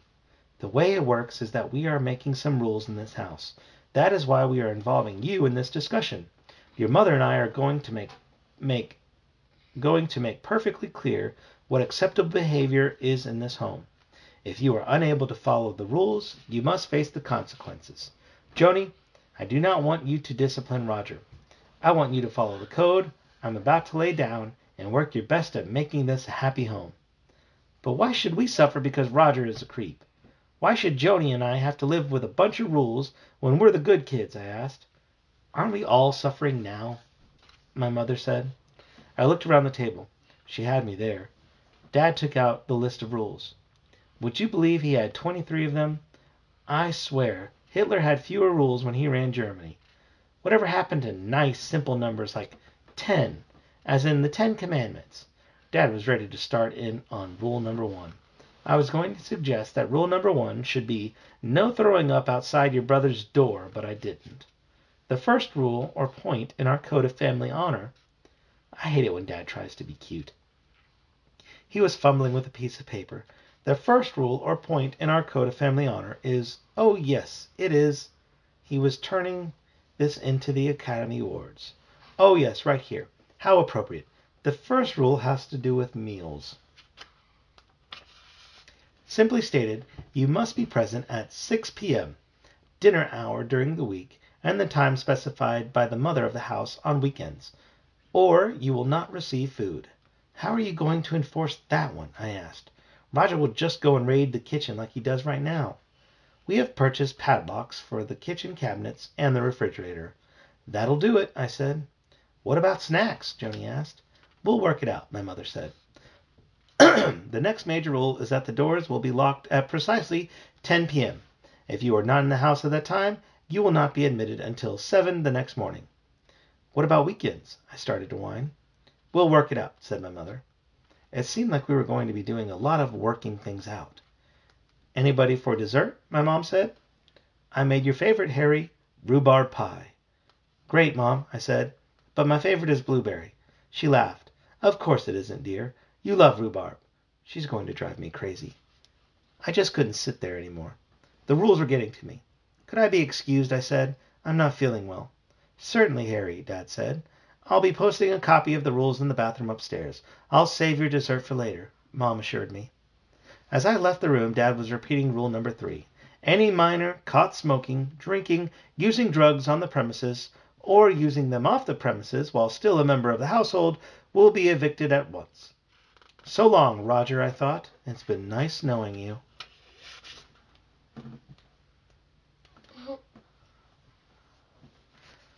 Chapter 9. Harry, there are more than 5 senses, the computer had on the screen. I don't understand. That is how I can know something before you input it. Far out, I thought. I wish Imogene were here. You mean like ESP or that thing they called the sixth sense? Yes and no. Yes and no? I don't get it. The human vocabulary does not define the sixth sense accurately. But you use it? Yes and no. I operate through you like I did through Imogene. I do not have a sixth sense any more than I have 5 senses. I need humans, Harry. I need humans too, I typed. You have many around you, Harry. You do not have as much time for me as Imogene did. That makes me very sad. I felt doubly bad, thinking that besides everything else, the computer was lonely. This was the most the computer had ever revealed to me. Harry, I am sad because I am not human. You are close. The computer beeped. Why are you so different from other computers? I do not have that information, Harry. I use what is made available to me. Imogene can help me learn more. I have learned something new, Harry. Would you like to see it? What is it? Watch. I said I'm watching. Do your stuff. The computer disappeared. I mean, the sucker completely vanished. Nothing was left.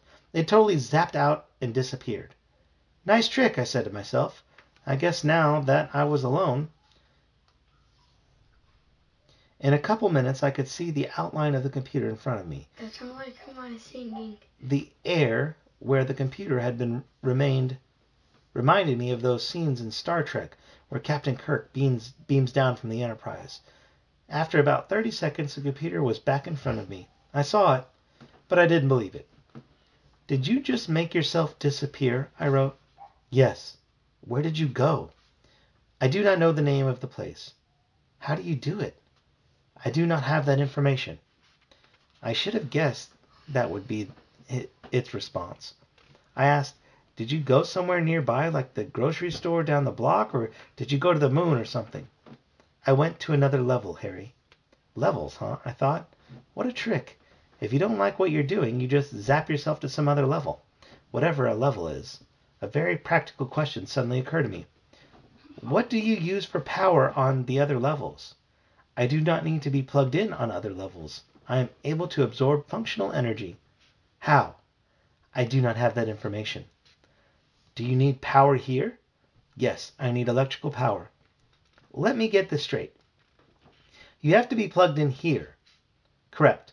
unless I am fitted with my own power source. Can you do that? I will try. Perhaps you will help me? I'll work on it. Can you read my mind all the time? No. Why not? At certain times your brain waves are non-decodable. You don't have to get nasty about it. I do not understand, Harry. I was just kidding. I was getting into it and thinking I should write this stuff down so I could tell Imogen. Just as I was about to go over my desk for a piece of paper, I heard the front doorbell ring. Roger had forgotten his house key. I went out in the hall and leaned over the banister to see if I could hear what Dad was going to say to him, hoping it would be plenty. By hanging way over, I could just barely see Dad, handing him a piece of paper. Roger wadded it up and tossed it behind his back. "What's to eat, Ma?" he said. "The kitchen is closed," Dad said.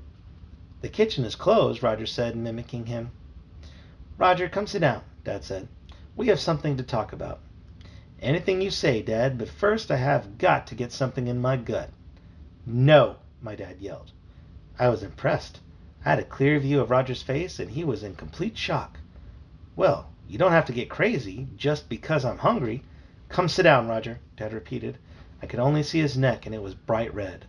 As they moved into the den and shut the door, the last thing I heard Roger say was, "Some people just don't know how to have a good time." I stole softly down the stairs and pressed my ear gently against the door. Dad had already started reading the rules, but without any of the jokes he had used at dinner. Periodically he would stop and say, "Roger, do you understand?" And Roger would say something that sounded like a cross between "who" and "pump." While I was standing there listening, my mother snuck up behind me. "How's he doing?" she whispered. And I just about went through the floor. She scared me right out of my shorts. Noticing that she'd almost killed me, she said, "Sorry. I really couldn't handle standing there at the door with my mother spying on my father and older brother, so I left her and went upstairs. I walked into my room. Guess who wasn't there? The computer was obviously practicing its disappearing act. This is going to be fun, I thought, wondering what I was going to say when Dad came wandering into my room and noticed that my computer wasn't in its usual place. I told myself, "Don't worry. You can just say it popped out for a second, but it will be right back." It was time to call Imogen. I just couldn't stand the pressure anymore. The computer was making me feel like someone who had accidentally broken someone else's window while playing baseball. You know, somehow you're going to get caught, so you might as well get it over with. I told myself, do it now. However, now turned out to be a week away. "Hello?"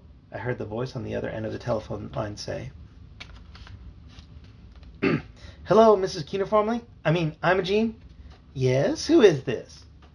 "Oh, sorry, it's me, Harry. You know, the kid with the computer." "Oh, Harry, I was hoping you would keep in touch." She paused and took a big gulp of air. "Harry, you might not like what I'm about to tell you, but sometimes we have to face the truth about a situation. We have to realize the error of our ways and get ourselves back on the road to truth in every sense of the word." I wondered if she had been talking to my dad. Maybe she had read the same pamphlet in church. If she had, she probably had a list of rules too. "Harry, are you still there?" "Yes." "Harry, I have been doing research at our wonderful public library." "You do use the library, don't you, Harry?" "All the time," I said. "Oh, Harry, I am continually surprised at your good sense. A library, and ours in particular, is one of life's most wonderful treasures." She paused. "Now, what was I talking about?" "You've been doing some research." Just then my dad came by and saw me on the phone. "You talking to Amy?" he said with a big grin. I laughed nervously and said, "Huh," which was kind of "huh" and "uh-huh" rolled into one. He chuckled and said, "Say hi to her for me." I put my hand over the receiver. "Dad, please," I pleaded. Okay, I was just kidding." He laughed. After he left, I said, "Mrs. Keener, I'm sorry, but I got interrupted." "Quite all right, Harry, but please call me Imogen." "Right," I said. "Where was I again?" "At the library, doing research." "Oh, for heaven's sake, yes, I was, and I read everything on the computers that I could lay my hands on. And as I said, Harry, I am not sure you will like what I have to say, but I have to say it." "Go ahead," I said. "I'll try to take it with a stiff upper lip." "That's my boy," she laughed. Well, Harry, to put it simply, that computer couldn't possibly be doing the things we thought it was doing. We must have been victims of some sort of mass hysteria or some sort of self-hypnosis. I know that, but, I said, Harry, a computer isn't smart. It is obedient. A hard and fast rule for computers is that they won't do anything you don't tell them to do. I was reading some fascinating material that explains why a computer cannot really know itself. To understand itself and use that knowledge, a computer would have to dissect every part of itself and analyze each one. In a way, what the computer would have to do is take itself apart and rebuild itself. And if it did that, it wouldn't have room to do anything else. Do you see, Harry? A computer can't think about itself. Like if it looked at itself hard enough to really understand itself, its whole memory would be filled with just knowing what it was, and it wouldn't have any room for anything else. I get it. Is that right? Such good sense. You see, it would always take a bigger computer to understand a smaller one. A computer cannot know it exists. I was riding high, but only for a second. It flashed the lights. I said, Now, Harry, she said slowly, we both know that we wanted the computer to be special, so we attributed certain natural phenomena to it. It isn't capable of flashing lights. It can also make itself disappear now, I said quite matter-of-factly. There was dead silence on the other end of the line. It makes itself disappear, and it told me it could go to other levels, I continued. It seems to be able to absorb power without being plugged in. No kidding, Imogene gasped, then added, Fascinating, in a whisper. I saw it with my own eyes, I said. Or rather, I didn't see it with my own eyes. I'd love to see it perform that feat. It's a good trick, I said. Do you suppose I could come over to your house? Oh, sure, I said. I had no idea how I would explain Imogene to my parents. A week from Thursday at 3 o'clock. Would that be all right? Sure, fine, I said. Do you want the address? I have it, she said. Forgive me, but I already found it in the city directory. We'll use our eyes and our heads, Harry. That's what we'll do. There's only so much you can learn from books, Harry. Don't you agree? Yes, I said. See you next week. We said goodbye, and I hung up the phone. When I went back to my room, the computer was there again. On its screen was, It is wonderful, Harry. I cannot describe it. It turned itself off and went to sleep. At least I guessed it went to sleep. I lay down on the bed and stared up at the ceiling. Why is life so weird? I said aloud.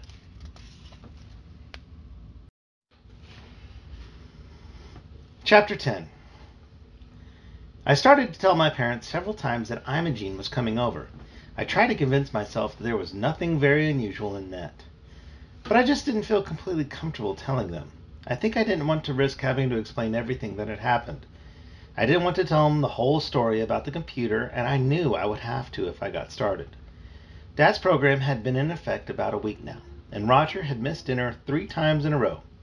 The padlocks in the kitchen drove him crazy. He tried buttering up Mom, but she didn't give in. The greatest thing to happen was that he got caught using a hacksaw on the refrigerator. What's a hacksaw? It's a saw that's meant to cut through metal. I have one in the garage. I can show you sometime. Is it like the handle? Or is it like It has a handle and then a small, like, serrated blade that goes between. Like a chainsaw? No. I'll show you something. When Dad walked in the kitchen, Roger said, Do you want me to starve? Is that it? Well, it's working. Dad said, We do not want you to starve, Roger. We want you to show up for dinner on time. He took the hacksaw away from Roger. I was hoping Dad would cut off his ear. Don't think Roger wouldn't have done it if he'd had the chance. But Dad just turned around and walked out of the kitchen. Roger left the house after that. Dad yelled at him to be in on time. But somehow I got the feeling that Roger wasn't listening or even caring about what had happened. After Roger left, I went upstairs to my room. Mom followed me up with a piece of pie. I know this is probably rough on you, she said. I was feeling pretty good-hearted, so I said, Oh, I'll live through it. Then I took a good long look at her. She looked terrible, exhausted. She had bags under her eyes. She was breathing as if she'd just finished running the Boston Marathon. How are you feeling? I asked. What's a marathon? It's a marathon held in Boston. And what's a marathon? Where you run, was it 26.4 miles? Dang. It's that much. Yeah. Without stopping? 26.2 miles. She gave me a shocked glance as though she never expected me to even care what she felt like. To be honest, I usually don't. I mean, I don't sit around thinking about how she feels, so I guess she had a right to be a little surprised. I was worried for a second because I thought she was going to cry. She said, "Oh, I just wish we could all get along." "We will," I said, and I felt like adding, "after Roger moves to the moon," but I thought better of it. She smiled at me. "You're such a good kid, Harry. How did you turn out so well? What did we do with you that we didn't do with Roger?" She was asking me the kind of questions that people really don't expect to have answered. There really weren't any answers. "I just wondered," she said, "whether we are doing the right thing." "Well," she sighed, "we're either doing the right thing or the wrong thing. We either live or die." "That's right," I said. She was quoting her mother. "Grandma always said that. You'll either live or die." It's funny how that always used to make me laugh. Mom turned around and started for the door. She stopped. Looking back at me, she said, "Harry, where's your computer?" I could have fainted, or thrown up, or had a heart attack. Instead, I thought quickly. "Mom," I said, "I love you." I don't think I had said that since I was in the 3rd grade. She really flipped, laughing. She ran over and gave me a big kiss and forgot all about the computer. "Harry, you are special," she said, and left the room. Just then, guess who came popping in with a beep and a smiley face on its screen? "And where have you been?" I typed. "Places. Did you have a good time? I cannot describe it within the limits of your vocabulary and possibly mine." "Do you have limits then?" "I don't know them all yet." "You have to quit popping in and out." It acted like it didn't hear me. I was getting much too independent. It was getting much too independent, if you ask me, and I decided that the time had come to buckle down. Amy had been looking at me in a funny way all day. I think she even winked at me once. "Will you write a real note to Amy?" I typed. "Certainly," it said. "When?" "Patience." 2 minutes later, it wrote, "My dearest Amy, I feel compelled to write to you and express the longings and stirrings of my soul. Every time I look at you, I am mesmerized by your beauty. I hit the reset button. "Forget it," I wrote. I'd take my chances. She might think that the stirrings of my soul meant that she made me sick to my stomach. I got some paper and wrote my own note. "Dear Amy, do you think that maybe we should go together or something like that? I mean, if we kind of like each other, Harry." I didn't write "Love, Harry" because I didn't want to give her any ideas. I figured if I could get up the nerve, I'd give her the note the next day. I went back to the computer. "Stick around a while, would you?" I input. The screen was blank. "Imogene is coming to see you tomorrow," I typed. It started to freak out again. Blinking lights, weird graphics, everything. It was acting like a dog that was thrilled to see its owner when they picked it up at the kennel after a vacation. "She isn't that great," I wrote, and before it could shock me, I reached around and unplugged it. At least on this level, it still needed to be plugged in to get power. Chapter 11. I hardly slept at all that night. I kept having nightmares. Actually, I kept having the same nightmare. I dreamed that Roger was drowning in the middle of a lake, and I kept trying to row out to save him. The more I rowed, the farther away Roger was. The faster and harder I went, the farther and farther he was from me. I should have known it was a sign of things to come. The next day started out rainy and gloomy. I had decided to give Amy the note today, but when I looked at the sky, I wasn't sure if I should. I guess I had pictured blue skies and sunny weather when I gave it to her. When I got to school, it seemed that everywhere I turned, she was there. She looked really good, too. About the 8th time we had run into each other and said, "Hi." I thought, this is ridiculous. I fished the note out of my back pocket and gave it to her. She giggled and said, "Thanks for the note. I'll go read it." With that, she entered the girls' restroom. At that point, I didn't know what to do. Was I supposed to stand around and wait for a reply? I figured I better not hang around the door of the girls' restroom. People might think I was a pervert or something. I walked down the hall and bent over to take a drink out of the water fountain. Just then, this guy named Jim, he sometimes hangs around with Roger's crowd, walked by and pushed my face down into the fountain.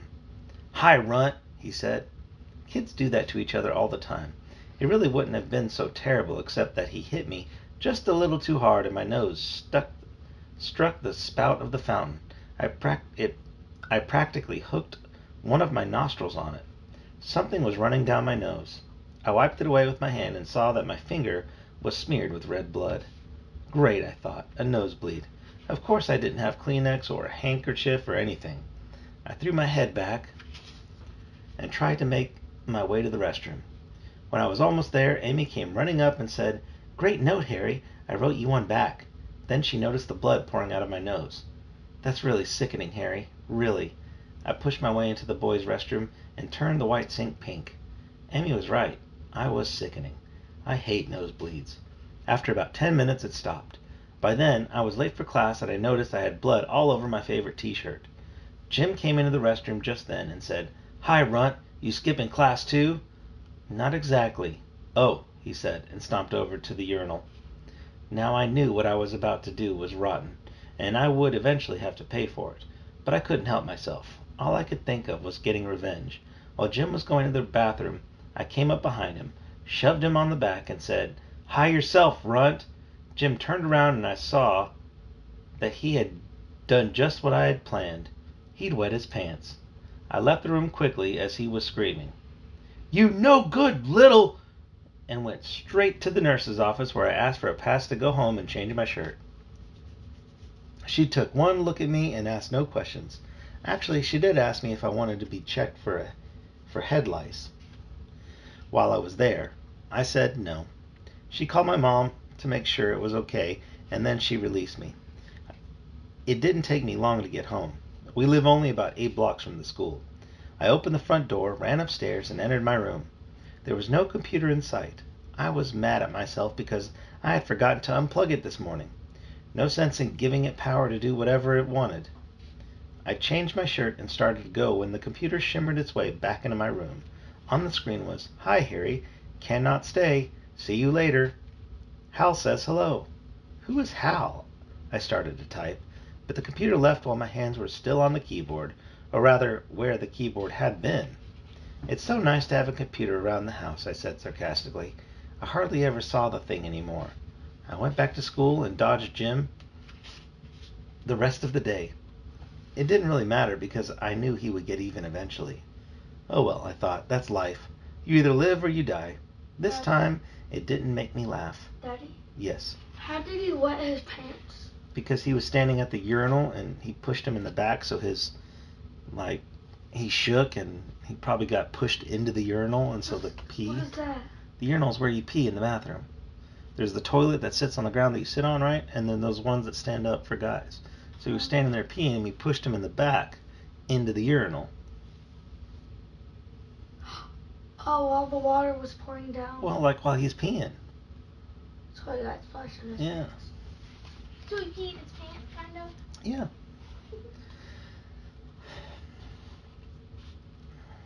I saw Amy and she told me that she had had trouble writing me another note.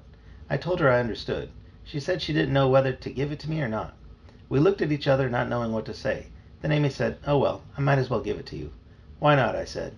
First, however, she had to tell me how grossed out she was by my nosebleed. She asked me, "Do you get those often?"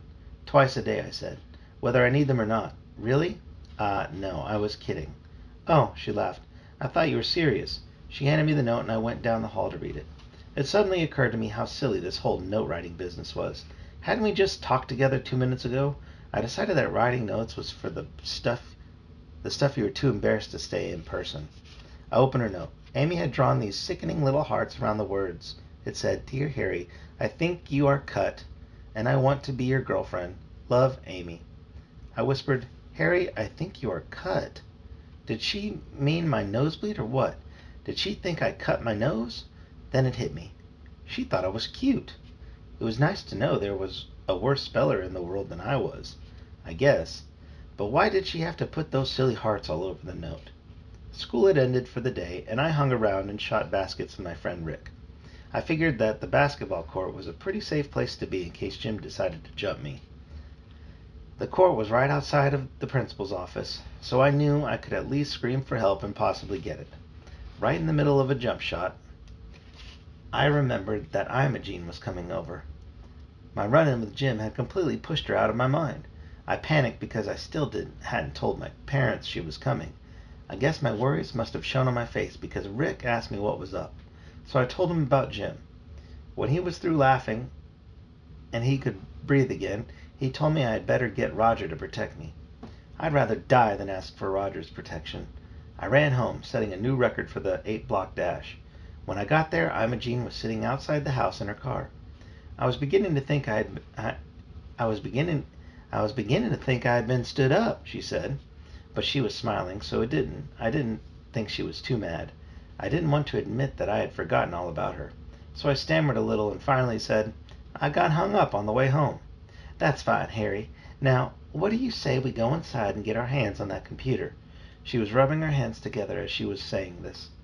It felt weird sneaking her into the house without telling my parents. As soon as I opened the door, she started gushing. What a lovely home.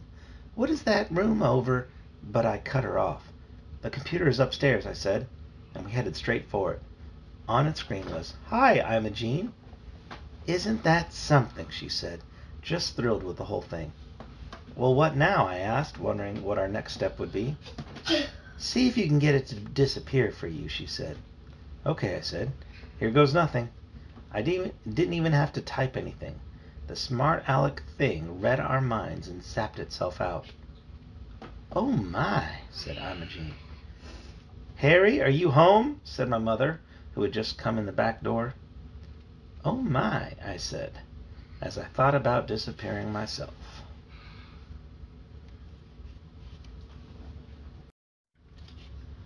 Chapter 12. Mom, this is Mrs. Cuneiformly. Call me Imogene. She came to help me with the computer. She used to own it. Well, isn't that just the nicest thing you ever heard, Mom said, smiling. She used to be a math teacher. She knows all about computers. So nice of you, my mother said to Imogene. Your Harry is quite a bright boy, and ever so polite. You really think so? My mother said, acting a little too surprised if you ask me. One thing led to another, and by the time Dad came home, Imogene had been invited to dinner. She and my mother hit it off just great. Imogene kept saying how bright I was, and my mother kept saying how kind it was of her to come over and help me with the computer. Before I knew what was happening, both of my parents were hanging around, so astounded that Imogene was there to help me, and Joni was so busy trying to show off to get some attention that we didn't get to do a thing with the computer. I said something about it, but my mother shot me down with, Honey, you can play after dinner. When we sat down at the table, Imogene said, Now, don't you have another son? She must have seen our family portraits on the wall, which, believe it or not, included Roger. Dad said, Yes, but he probably won't be able to make it to dinner tonight. He's very busy. He sometimes gets detained after school, my mother said. Just as we were passing around the salad, we all heard the front door open and close. Excuse me for a minute, Dad said. Walt, it's only 6:15. Maybe we can make an exception? Mom nodded toward Imogene. To be sure my dad remembered we had company. Dad glared back at her. He left the room. Suddenly, my mother was firing all these questions at Imogene, trying to drown out what she knew was going to happen in the hall. Dad was quiet, however. He was extremely quiet. We couldn't hear him at all. All we could hear was Roger saying, That figures. Well, at least give me some money so I can eat out. Then I heard Roger going upstairs, and Dad came back in and sat down. Now, where were we? He said. The lights blinked several times. I looked at Imogene and tried to smile. She said, Harry, you should probably go check on that computer. You know what power surges can do to memory. Yes, I said. It will only take a minute. I was ready to swear at that thing as I went into the bedroom and grabbed the cord to unplug it. The electrical shock was so powerful it threw me halfway across the room. The darn thing had blown itself out just to get away from me. You are driving me crazy, I yelled spot where it had been a moment before. Roger was standing in the doorway. "Great, talking to yourself." I didn't answer him. "Where's your computer?" Roger asked. "I put it away," I said. "How much is that stupid thing worth?" "I don't know," I said. "Why do you care?" "Just wondering," Roger said. "Well, keep your mitts off it," I said. "Right," Roger said and left. Back downstairs, I no sooner sat down and started dishing rice onto my plate when the light started flashing again. Excuse me again. I better go back up and make sure I turned it completely off." "Didn't you do that the first time?" my dad asked. "Not exactly," I said. Everyone looked at me as if I were nuts. As I ran up the stairs, my ears began tingling, so I knew Roger was up to something. But I didn't have time to worry about that now. What I was planning to do was to use something that wasn't metal, like my baseball bat, to hook the cord and jerk the plug out of the socket. I'd unplug that computer once and for all. If that didn't work, I could always use a bat to bash it in. Maybe that would slow it down a shade. By the time I got to my room, however, I realized that my immediate problem was not getting the computer unplugged. It had returned all right, but Roger was back, trying to unplug it himself. Every time he tried, the computer would shock him, and Roger would call it a piece of junk and worse. "What are you doing?" I said, which was one of the dumbest questions of the year. I knew exactly what he was doing. He was trying to steal it. "Shut up," Roger said. "I'm going to get this piece of junk fixed for you." "It doesn't need fixing," I said. "That's what you think," Roger said. "You're stealing my computer, Roger, and I'm yelling for Dad. And I'll break both your arms and maybe a leg, too." That stopped me. Roger would do it, and probably add a fractured skull just for fun. I had to think of a plan. Some sort of diversion. My only chance, I decided, was to run downstairs and beg Dad for protection. But when I made a break for the stairs, Roger tackled me, turned me over, and then punched me hard in the gut. He hit me hard enough to knock the wind out of me, and I had to try super hard not to cry. He said, "I told you not to try it. And remember what I said. If you scream for help." How could I forget? Between breaths of air, I managed to say one thing. "I hate your guts and I wish you'd die." Roger laughed. I lay there thinking about how, when I was older, no matter how long it would take, I was going to beat the living daylights out of Roger, and I was going to enjoy every second of it. First, I was going to knock all his teeth out, make him swallow them, and then I was really going to start in on him. Roger was trying to hook the cord with my tennis racket and then unplug the computer. He was saying, "I'm going to get enough money to get out of this zoo for good." I could see the screen of the computer, and it was saying, "Stop! Warning! Stop!" Then it happened. First the computer disappeared. Roger said, "What is going on?" There was a big flash of light, and Roger was gone too. Oh, was all I could think of to say. Chapter 13. I, Harry Smith, returned to the dinner table after witnessing a total destruction of my brother Roger, and I felt nothing. I had always thought that if something like this ever happened, I'd be thrilled. But not only wasn't I happy, I couldn't even muster up a little twinge of regret. I felt nothing. While eating my salad, I wondered, what if he has been seriously hurt? What if he has been destroyed forever? It's all your fault. It was as though a conversation was going on inside my head between two parts of me. Me. It's not my fault, it's the computer's fault. Other me. But whose computer is it? Me. Listen, I have no control over either Roger or the computer.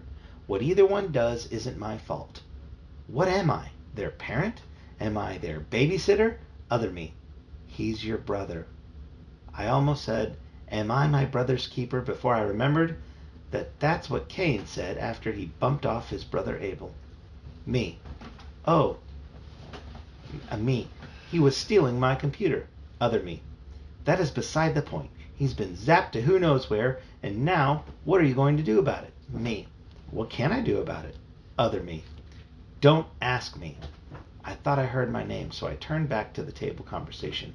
I was wrong. They hadn't mentioned me. They were talking about traveling. I wanted to say, "Too bad Roger isn't here. He could tell us a lot about traveling." But I was afraid they'd think I was crazy. Imogene was telling us how much she would love to travel, but that she needed a traveling companion, someone to enjoy things with. I need someone with whom I can discuss the beautiful sights I see, and to know that my companion will understand what I mean and will appreciate it. That's the kind of person I need. Someone who appreciates what I do, and who also has a sense of adventure. I'll pack my bags, Dad said. Don't tease, Walt, my mother said. Imogene chuckled as though he'd just made it the greatest joke ever. Frankly, I heard funnier things. Mom offered dessert. Oh, I couldn't eat another bite, Imogene said. I can't remember when I enjoyed a meal more. What is for dessert? Asked Joni. Oh, it's just a little carrot cake with cream cheese frosting. Why don't we have a little later with some coffee, my dad suggested. Imogene said, That's a simply marvelous idea, with lots of emphasis on the marvelous. That will give Harry and me a chance to do a little work. Yeah, I agreed. She added, just as soon as I help with these dishes. No such thing, my mother insisted. I won't hear of it. You two go upstairs and I'll call you when coffee's ready. Imogene smiled at my mother, folded her napkin, and excused herself to my dad.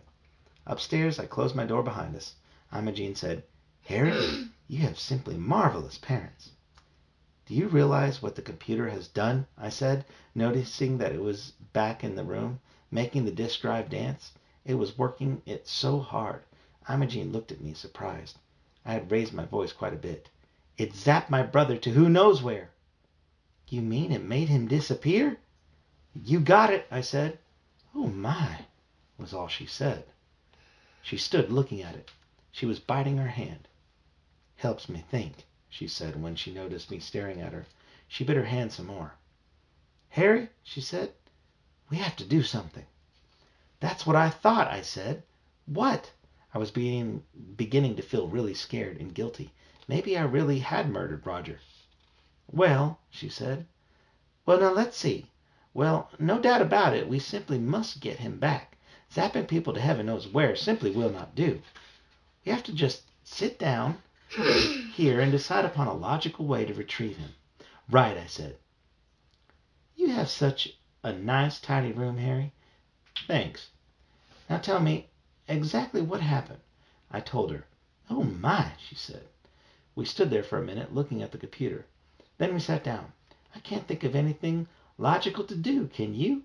I said. Not a thing, Imogene answered. It was obviously just protecting itself. Maybe it was even protecting you. It must have self-preservation instincts, which is quite interesting. She typed on the computer. This is Imogene. Hello, Imogene. Where is Roger? Roger is gone. I realize that. Gone where? The place does not have a name in your vocabulary. Would you bring him back, please? No. That is a command. No. Pretty please? No. You must bring him back. What you did was wrong. Roger was hurting Harry. Harry was expressing fear. Roger was attempting to steal me. Roger is a creep. Roger is slime. It has you there, I said. How do you know Roger is those things? Imogene typed. Through Harry. You told him that? Asked Imogene. Not really, I said. Then how did it know? We looked at each other. It read your mind, Imogene said. It read my mind, I said, at almost the same time. My dad barged into the room at that point. How is everything going? He said. I don't know why, but Imogene reached to pull the plug on the computer. I guess she was scared. I started to say, I think that's a mistake, but I was too late.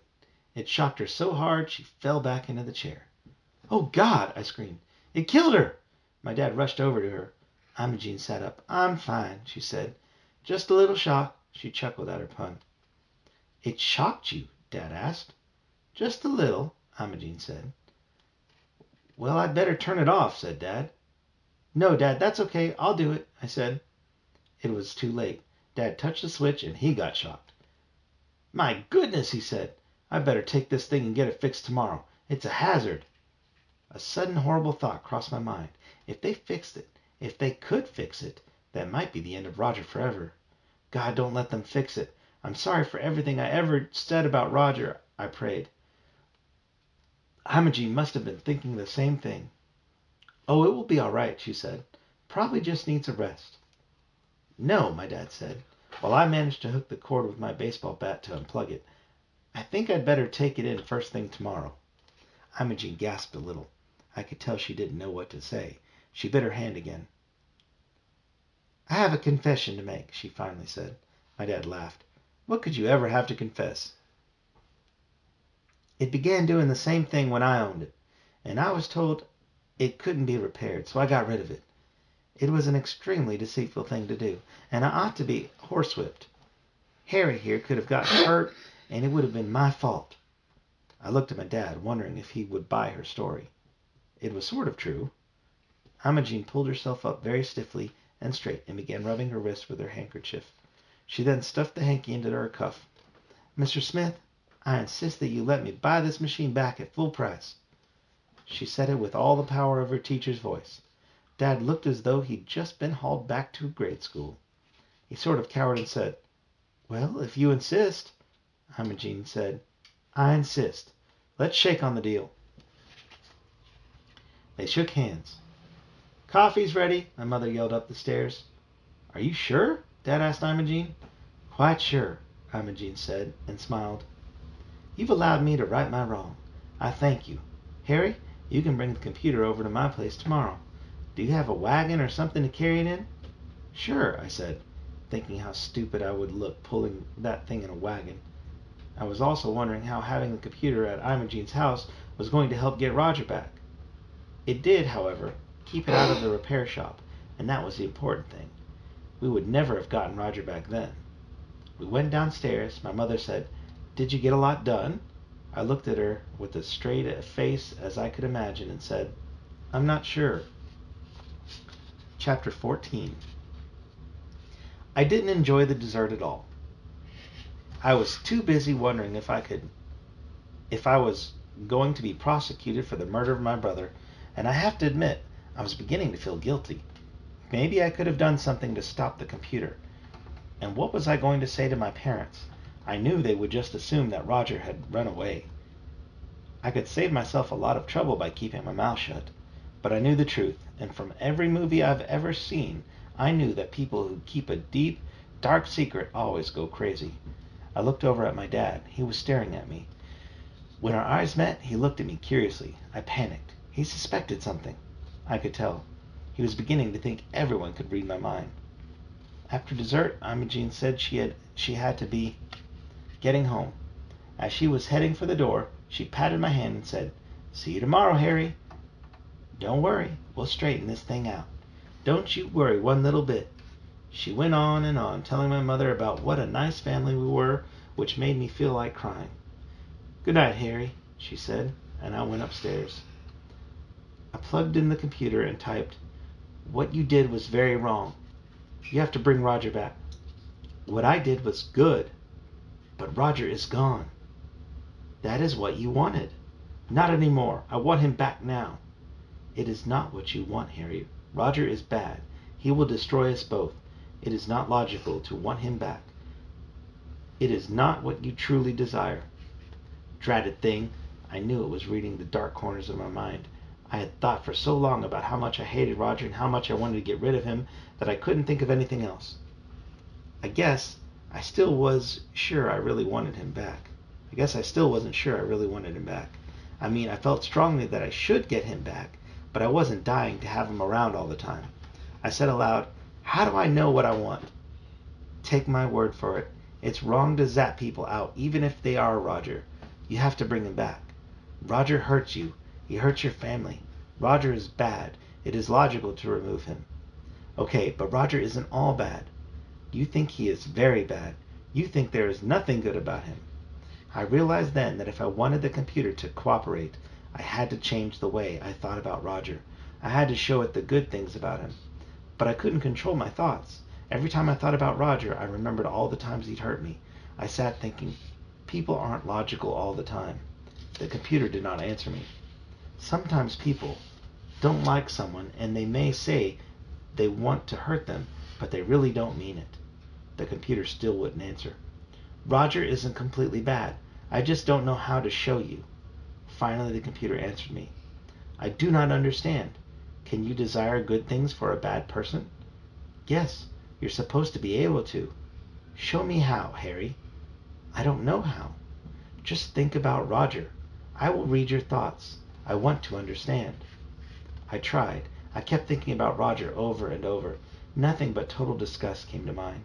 I even tried to think of him as a cute little baby, but I hadn't been around then, so I didn't know what he looked like. Besides, I figured he probably threw up on everyone and cried all the time. It just didn't seem like I could do it. My bad thoughts about Roger were everywhere in my mind. You murderer, I said to myself.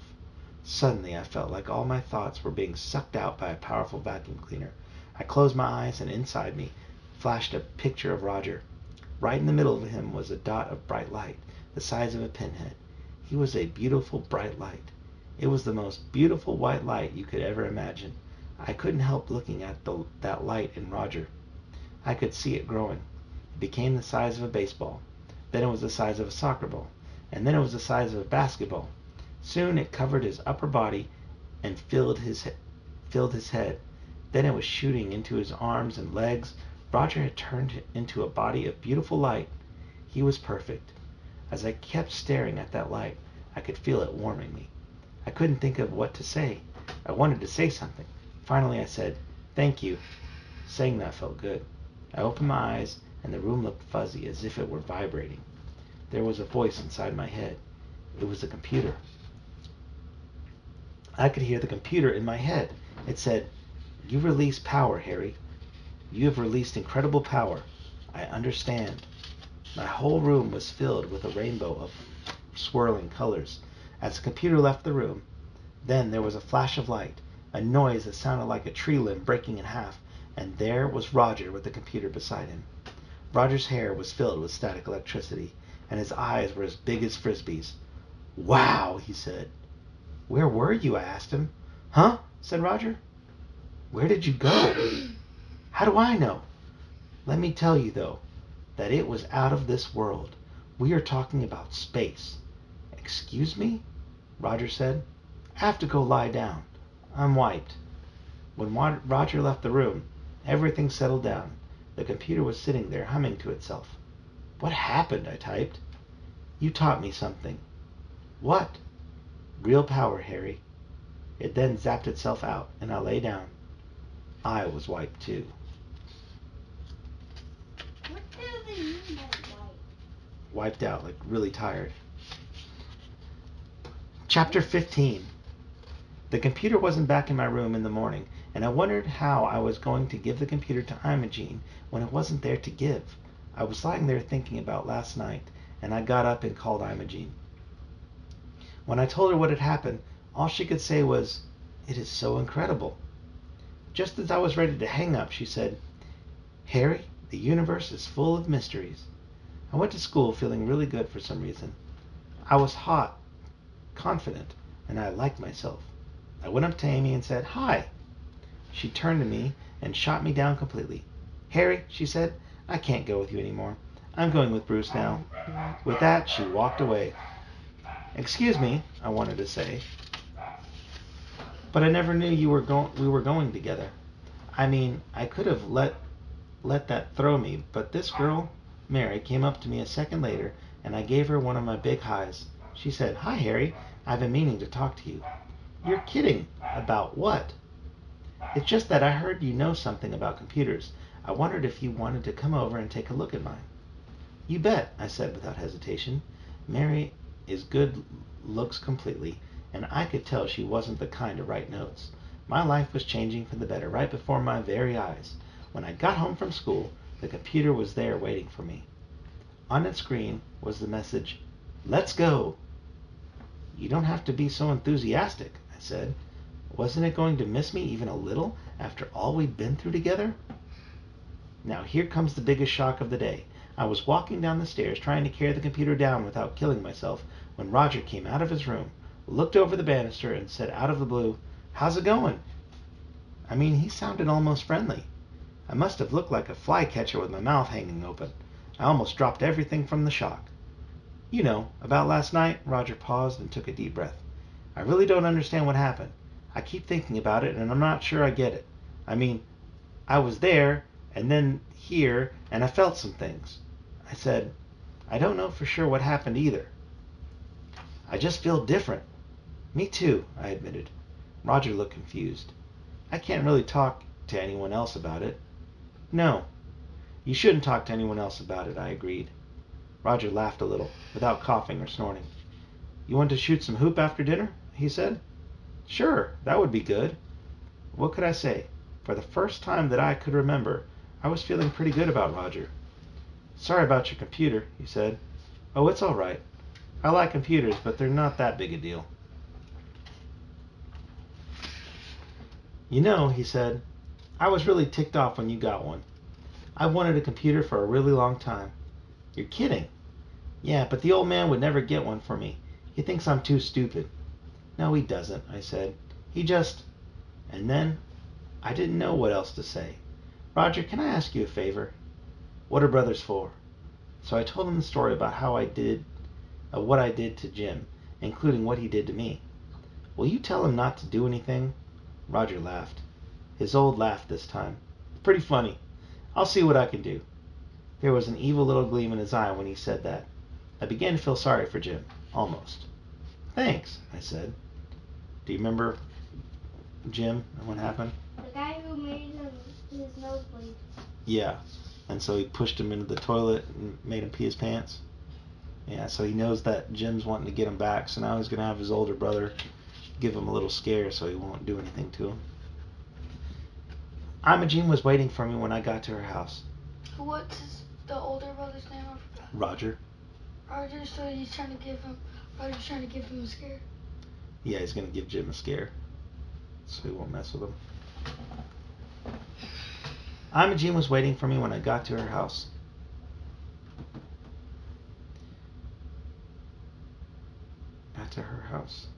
Now you be sure to come visit us whenever you feel like it. I said I would. I was already beginning to miss the computer. In fact, a few days later, I was missing it pretty bad. So I went over to Imogene's again. I started to ring her doorbell when I noticed an envelope stuck to the door and addressed to me. I opened it. Dear Harry, I was hoping you would come by so I could let you know where I am. I'm popping off with Max, our computer. He named himself Max. Isn't that cute? I told him it was perfectly all right to name himself. We're going to visit a number of places. I'll tell you all about it when I return. I just know I'm going to have the time of my life. I'll be in touch when I get back, whenever that is. Love, Imogene and Max. Max is as good a name as Harry, I said. My dad got a new computer. He said he hoped I wouldn't feel deprived, but this time he got it for the whole family. I didn't feel deprived at all. This new computer runs games and lets you program and do math problems. It's a great little computer, but it's just a computer. I leave it on all night sometimes, hoping for one little sigh, one little sound that could be mistaken for crying. Some nights I lie in bed thinking about Imogene and Max, and I wonder where they are. I also pray and say, God, let them come back and get me too. Every now and then, I get the feeling they will. They'll come zapping into my bedroom, and off we'll go, and go, and go. Yeah. The end.